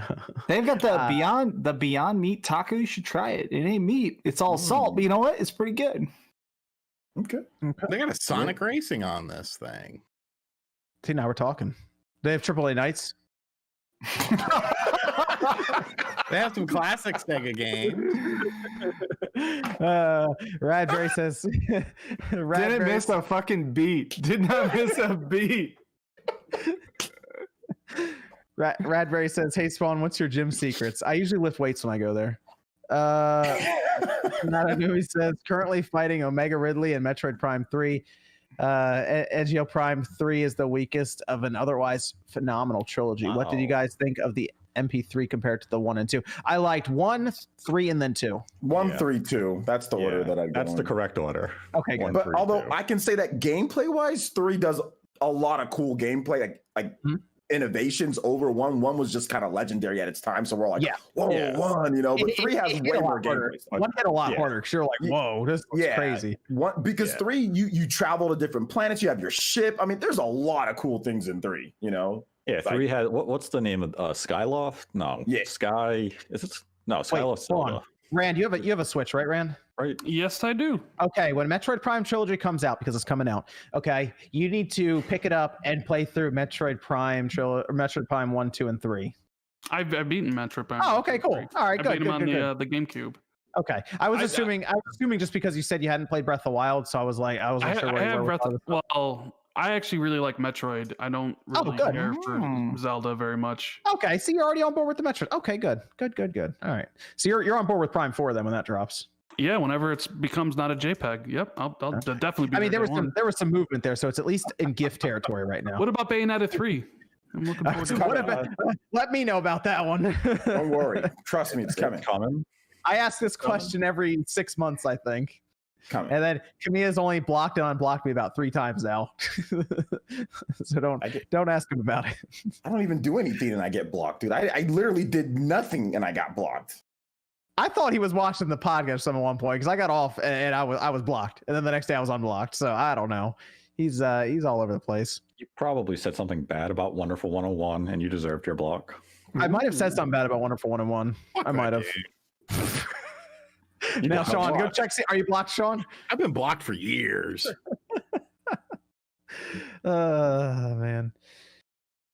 And let's actually go around here. We can do some outros while I go over to the Streamlabs and finish up with these super chats. Rand, you want to let everyone know where they can find you? Yeah, sure. Thanks for having me on again. Always a good time being on the Spawncast. If you want to check out my channel, I cover mostly Xbox stuff. YouTube.com/RandAlthor19. Yep. Got everyone down in the description as well. Check out everyone's channels. Max, where can everyone find you? YouTube.com/Dreamcast Guy. This coming week, I'm trying to do a big review on Oddworld Soulstorm. I'm very excited for it. And I might be doing a video about what's that, Republic Commando? The remake of Republic Commando is coming out. So I think I'm actually going to try and beat that. Yeah. I think there's an embargo, Sean. Is there? Yes. Yes. I mean, I haven't been playing that. Okay. Yeah. Okay. Yeah. Jesse says, I am aware this is likely hopeless, but do you guys know how to download Wii Shop games even with the server down? I'm desperate for Pokemon Ranch and I have no idea where to find a Wii with it. Wow, you asked that question on the podcast that MVG is not here. MVG knows how to download that kind of stuff. So tell you what, you come back next week and we'll ask MVG. We'll remember, how do you download Wii games without the servers up right now? Unless someone else knows. Sean, do you know? I don't. Okay.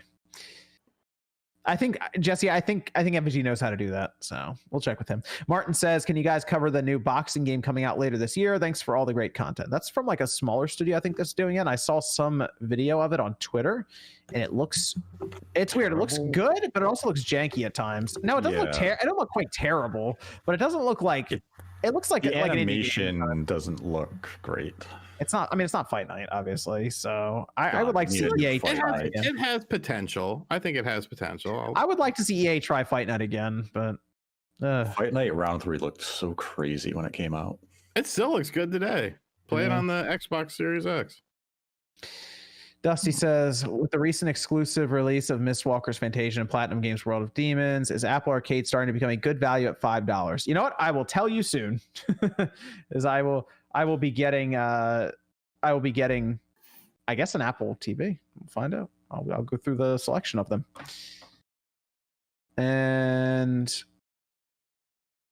Andrew says, curious if you guys have messed around VR Vorpix application or 3D SN NES emulator. It's incredible what new life modders can breathe into old games. Wish Sony and Nintendo cared more about the preservation. Oh, the where you can go from 2D to 3D in like the NES games. I've seen a lot of people doing that on YouTube and stuff, and it looks really cool. I think I only downloaded it once to check it out because I was thinking about doing a video on it, but I didn't actually go much further than that. Ruben says, what do you guys think about esports boxing club? Oh, there you go. That's looks really good so far to me. Esports boxing club. Jared says, how many hours per week do you play video games? Not as much as I'd like. I'm probably at 50 or 60, if not more. Yeah, it does depend. I mean, I'd love to just play games all the time. That'd be nice. But That's the dream, man. But editing just takes so much time. Research just takes time. Work. Don't have kids. I don't have that. Yeah, I don't have any kids. Yeah. Don't do that. Then you play games. I play a lot of MMORPGs. So I have the problem of when I'm not playing the games for work, I'm logging into the multiple RPGs. I'm playing Final Fantasy 14 all the time. So I wish, man. I wish I edit too much. I'm editing all day. Oh, that makes sense. I think I messed up some of the links in the description. I will fix those. I think it's because I copy pasted some of them from. Okay, that's fine. OJ, where can everyone find you? Yeah, you can find me right here on YouTube, Player Essence. I've got a cool video that I'm working on. I don't think it'll be done by tomorrow, but it should be done by Monday. Looking at some classics and stuff like that. So you guys can check that out on the channel. Also, I stream daily. So if you guys want to come through, hang out at the streams. And I also do Nintendo Switch, JRPG type of stuff, action games. So I'm kind of focused on that. So yeah, and I do content all the time. So check it out. Also got a cool giveaway going down.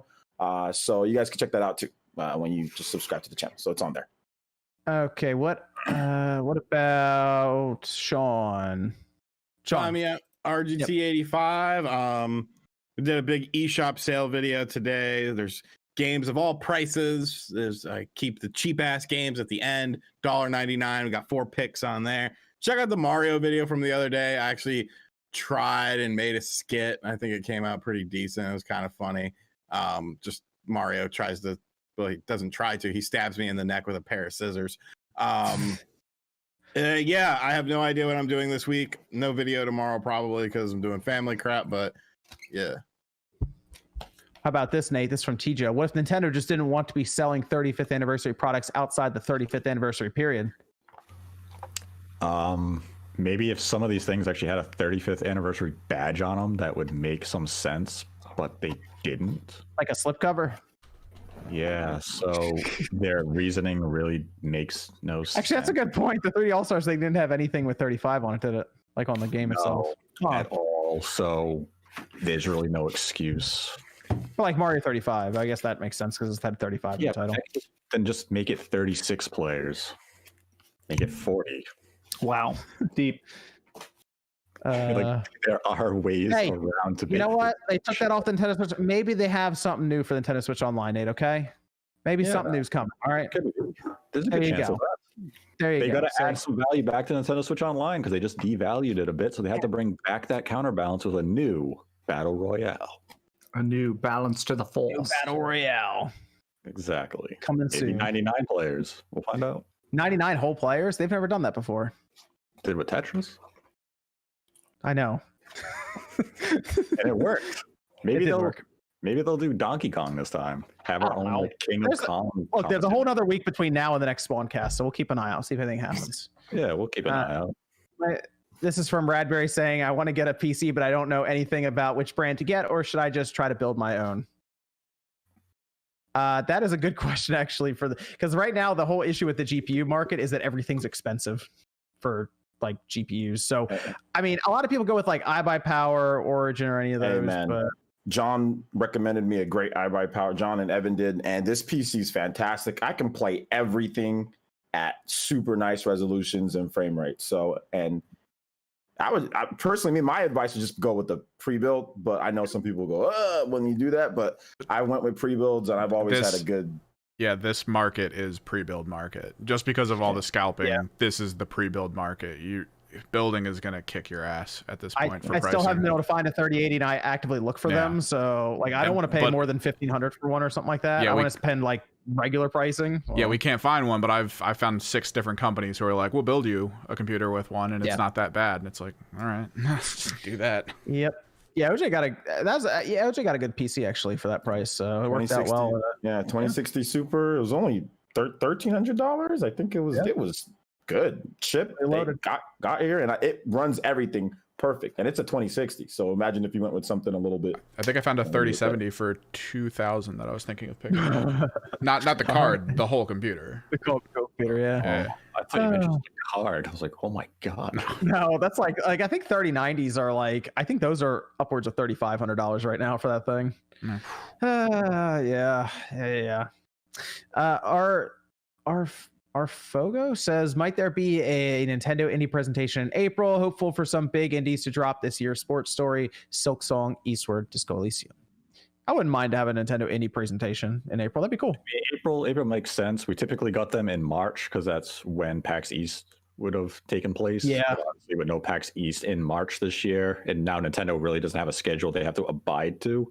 So April makes the most sense from a logistical standpoint, especially if we anticipate that they'd have a E3 direct, first week of June or so, or even late May. So April makes sense for an indie show. So Nate is confirming a Nintendo Direct for April. Yep, I heard it. Not doing that. I'm just saying it makes sense from a logistical standpoint. Can we just get through this week coming up first, and then we'll look at the indie stuff? We're technically late.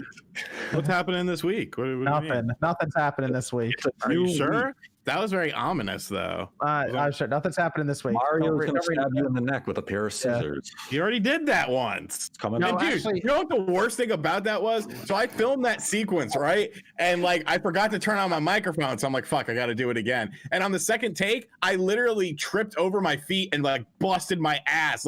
You see the camera just shift completely. And I just put text on the screen. I legit fell right here. It's fucking ridiculous. That was, I was like, what happened? Yeah. That's funny. Now, big things happening this week, though, Sean. Big things. Oh, yeah? All Commando's coming out. I mean, you're not wrong. Big things. Wait, is there a Battle Royale Republic Commando? Hopefully. Maybe something else. I don't know. We'll see. I don't know. I'll talk to you next podcast, Nate, or Sean. We'll talk about that then. Interesting. There you go. T-Joe says, if the reason for All-Stars being removed was FOMO, then why did they remove and shut down the Super Mario 35 servers? Because the number 35 was in the title, had to go. Fire Emblem was just collateral damage. William says, you should get Push Dustin on. I like Push Dustin. We'll work on getting him on. Lucius says, I agree with Nate. We can't talk about how bad the PSP, PS3, and Vita stores closing is while giving Nintendo a pass. Dan said... We literally said both of them suck. It's gross how Nintendo treats its players and customers. It's like, don't Nintendo players have a backbone and say no to Nintendo? Sean, we just went over this. Radberry says, how was the Metroid Prime 2D demo? I liked it quite a bit. I was thinking about making a video on it, but people are concerned that Nintendo would all of a sudden find out that it existed because I made a video. And then I realized that news articles were websites were writing news articles on it. And I was like, I'm good. And then I went to it and their source was my image of me tweeting it out. So my bad. That is getting sorry about that. So if you downloaded the demo, enjoy it. It's a really good demo. It was their fault for making it awesome. Okay. Yeah. I mean, a 5-year project of love. It had a lot of ambition. It's a very fun demo, but send it to me. Google Drive it to me. Don't make it awesome, okay? If you make it awesome, I'm going to talk about it on Twitter. I don't tell you. Sorry. Nate, where can everyone find you? Find me on YouTube at Nate the Hate. We have a podcast up there where MVG and I talk about the PlayStation store shutdown, as well as Nintendo pulling their digital games this week and how it is a dangerous precedent for the industry. So people should give that a listen. We'll have a new episode next week on a topic of whatever is happening next week. What, you're saying something's happening next week? I'm sure something will happen next week. Here we fucking go. If nothing happens next week, we'll come up with a idea of our own and make it a video. There you go. We'll create content. Good cover, Nate. Wade says, will NFTs be a solution for digital games collectors? I've thought about this, actually. Non-fungible tokens could give value, and you can actually trade in your digital copy then, which would be really weird. Nuisance. Also, that means that they could sell out of digital copies, by the way. Think about that for a minute. That'd be a weird life. That'd be the worst potential for digital. I think they might do it. I don't know. Nuisance says, I wish I had enough to bid on an NFT. There you go. Zaire Miller says, just go make your own NFT and then bid on it. There you go. Oh man, if someone outbid you for your own NFT, That's a world I don't understand. Yeah, neither do I. I mean, I've watched it. I mean, I get it, but I don't get it. Might want to Like start owning a figuring it picture. out. I saw somebody own a picture of a tweet for like $100,000. It's like, I don't get it. That's. I mean, we're old. You got to watch the Saturday Night Live skit that they did on it. It's pretty good. I would recommend looking into. I would recommend looking into NFTs for everyone out there so you can learn about it, because I think it will actually become like a serious thing. Pornography. They have pornography according to Wikipedia. Everything gets pornography. Come on, Sean. Sex workers have also tokenized their pornographic work, allowing sales for unique content for their customers. I'm not. Jordan, let him know about the Pokemon NFT stuff. Let him know. Let me know about the pornography NFT. Pokemon card NFT. There's a whole website where you bid on shares of Pokemon cards now. I'm not surprised. I'm not even kidding. Going on.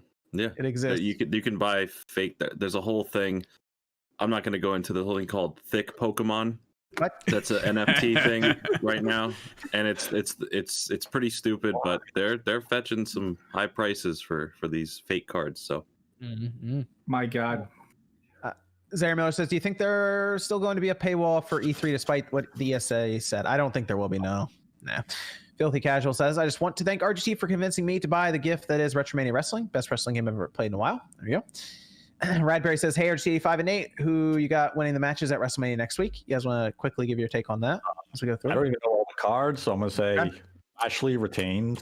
Oh no, I'm disagreeing. I think they're gonna put it on McIntyre, and it's gonna piss me the fuck off. All right. They ruined the Hurt business. They already broke him up. What the fuck are you doing? The one good thing about Raw, you ruined it, and that just soured me. I'm gonna go hear the rest of this rant on Tables, Ladders, and Sean. I think Daniel Bryan wins. Maybe. I think Daniel Bryan's gonna win because Edge is too old, so you're not gonna put the belt on him. I think Edge actually eats the pin. But then you could do a Roman and Edge angle where Roman gets pissed because like, I didn't lose the belt to you, blah blah blah. You know. What do you go for, Asuka? Retain or lose? No, she drops the belt. Yeah, that makes sense. That Dan guy says, even with the new Cyberpunk patch, there are many side quests that are still bugging out. I may never 100% the game on PC. Lucia says, "Oh, I forgot to say congrats, OJ and Miss Click. The Nintendo Monster Hunter video is super awesome. This is your year." Thank you. DJ says, "What upcoming or old school game would you like to see on Game Pass to lock you in?" I'm already locked in. Yeah, I was gonna say a lot of people are already signed up for Game Pass. I don't know what old school or upcoming or old school game. I mean, there's a lot of upcoming games. Obviously, if they drop Village in there, that's gonna be a lot of people interested. I mean, the rumor of a Halo multiplayer might be coming before the full release, Halo Infinite. I mean, I'm already paying for Game Pass, but if they do some sort of like everybody with Game Pass gets to play Halo Infinite this summer, that would be super awesome to me. I like the idea of them flighting it through Game Pass if they want to do that. That would actually be pretty cool. What if they brought Game Pass to the Switch? That would be interesting. I'd be okay with that if it like through xCloud kind of thing. Yeah, Phil did have a Switch on his background. That's true. Like but they would have to do a curated list of them, which I guess would be easier for them to do through xCloud because it would just be streamed. So they just have like certain ones enabled and disabled. It would be vindicated. That's true. You know what? I actually think that's more possible than people think right now. It's incredibly possible. This was a very active plan. I mean, people bring it up. They're like, "Yeah, what happened?" I wasn't the only person who mentioned this. There were 5 other credible outlets who reported the same thing. I mean, Jez is one of the people who reported it. You really think the two of us just pulled this out of thin air and it just happened to corroborate the same information? No, this was a very real plan. But unfortunately, with such an agenda, it has to be both parties. Microsoft could have every ambition to bring Game Pass to Switch. But if Nintendo wants to sit there and say, "No, we don't want it," that's enough to prevent it from happening. Nintendo is ultimately the gatekeeper here. I think if like they let them do it, it would just be mostly first party or just Xbox games only, like games that wouldn't go to the Switch otherwise.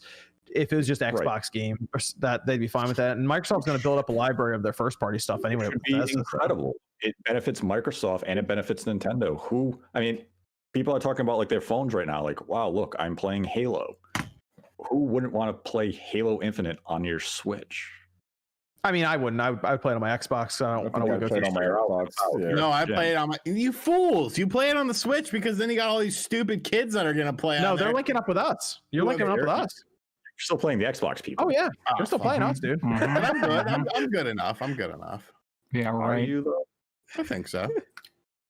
No, I think it'd be good though for obviously the library of Xbox games and all the Bethesda stuff. You'd have Elder Scrolls 6 on the Switch. That'd be cool. Mm-hmm. John says, question for OJ. Are you looking into 2 Famicom Detective Club games, 2 remakes from the 1988-89 original for Famicom Disk System? No, I'm not a big fan of visual novels, and that's Same. a visual novel style of game. I don't like just sitting there and reading. I don't find that fun in games. I like to have an actual game playing, and this doesn't do it for me, but it does look cool. I might watch a streamer play it or something like that if I don't fall asleep while they're playing. So, yeah. New Bark Gaming says, you all are great. Been watching for over 2 years. Do you think there will be any Dragon Quest announcements for its 35th anniversary? 11S is amazing. I hope so. Yes, there will be Dragon Quest announcements, and you guys should be hearing about that if there's no delays sometime soon. Dragon Quest 12? Yeah. Dragon Quest 12. By the summer, we should be hearing some pretty cool stuff. Dragon Quest 12? 12? A celebration that will not be limited. Oh. 12?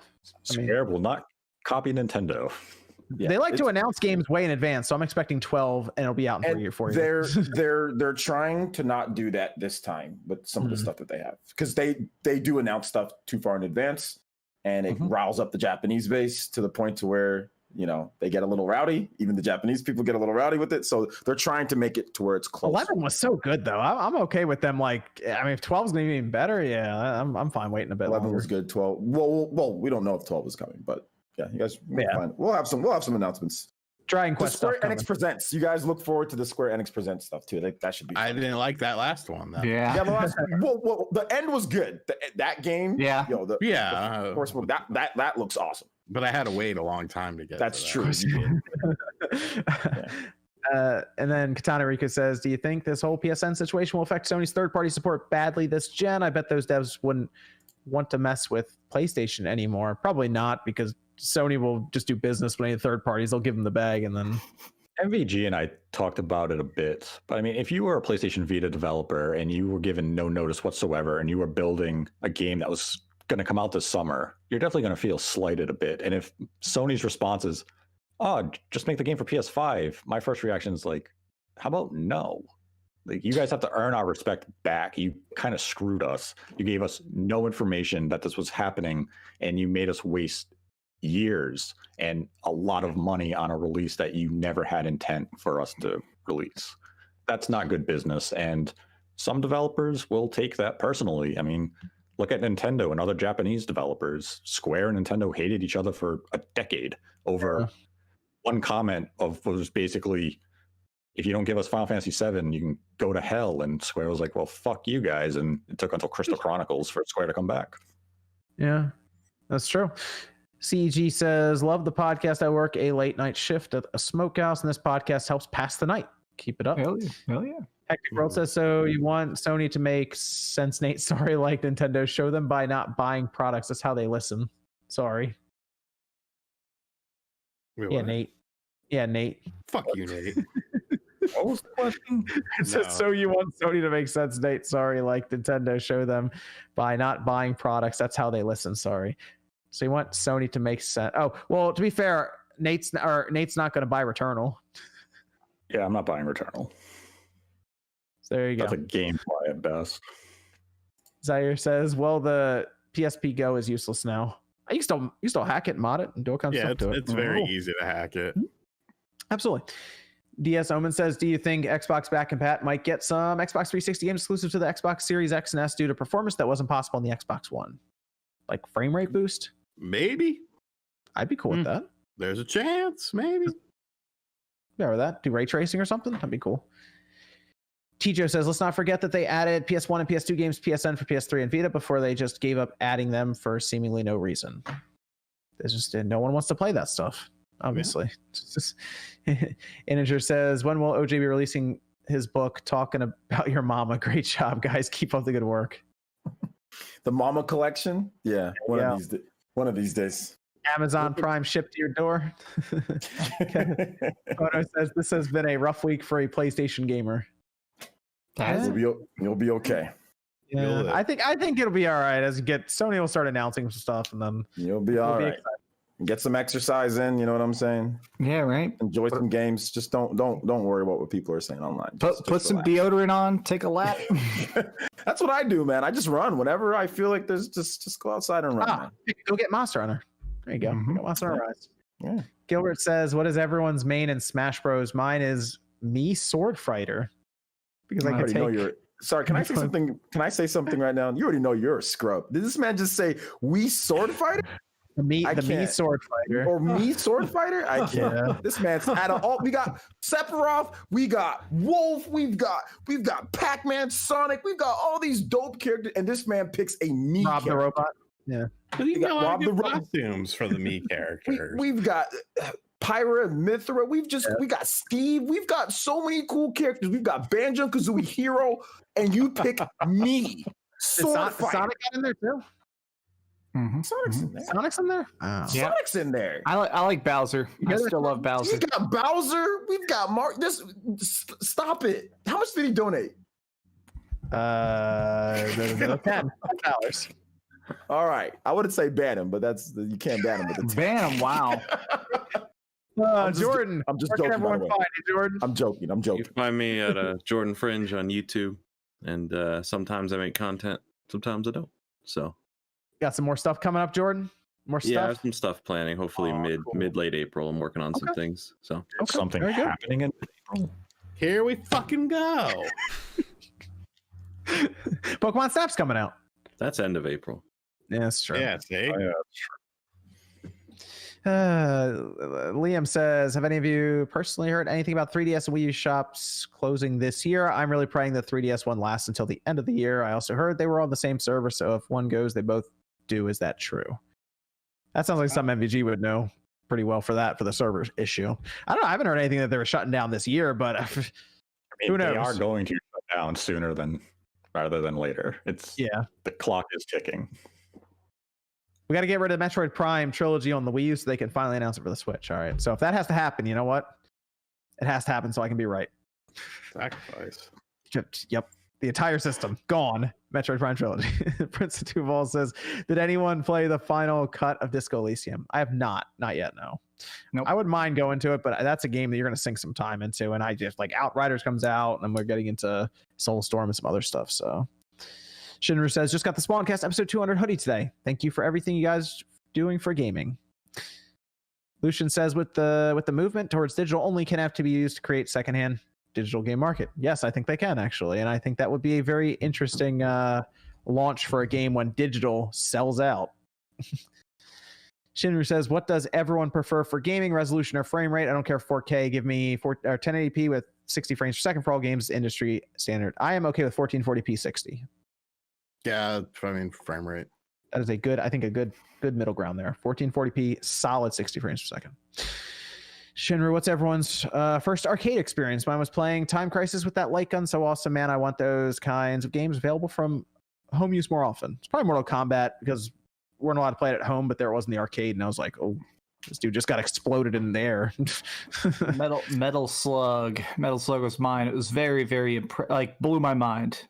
Space Invaders and Pac-Man for me, man. Those were just dope back in the day. Yeah. Shamsa in with the big $100 donation. Shamsa, big shout out to Shamsa. Shout out Shamsa. Coming through. Always appreciated, Shamsa. Then Shinru says, Dragon Quest cookbook announcement when? And that is all the Streamlabs there. Once again, big shout out to Shamsa there. Let's see, Evan, where can everyone find you? You can find me over on Twitter, Kimmerix Project. If anything's going on, I'll usually talk about it there. If I'm streaming on Twitch, which usually happens Wednesday, Thursday, Friday of the week, we just hang out, play games, talk, just do whatever. Other than that, yeah, that's about it. Okay. Miss Sydney says, thanks, Nate, for Pixel Junk. Eden 2 finally got around to playing it. It's not a game on acid, just best to play on acid. Thanks, guys, for being here another week. And amazing game. Finish up. Still Alive says, opinions on the CMOS battery controversy I keep hearing about. Keep saying that if it dies, then your digital games on your PS3, PS4 won't work anymore. The problem we run into is if the battery dies and there's no server to call to reset the date, necessarily invalidate it, then you wouldn't be able to play your digital games. So Yeah, technically, Sony would have to update that before they shut down the server, I guess. So I'm kind of hoping they do to get around that. But who wants to play old games? Right. All right, good. Glad we figured that out. Okay, thanks everyone for joining us for Spawncast. We will be back next Saturday night, 9 p.m. Eastern time. Hopefully something happens this week. I don't know. And then we can we'll talk about that. More team. We'll find out. We'll see you guys next Saturday.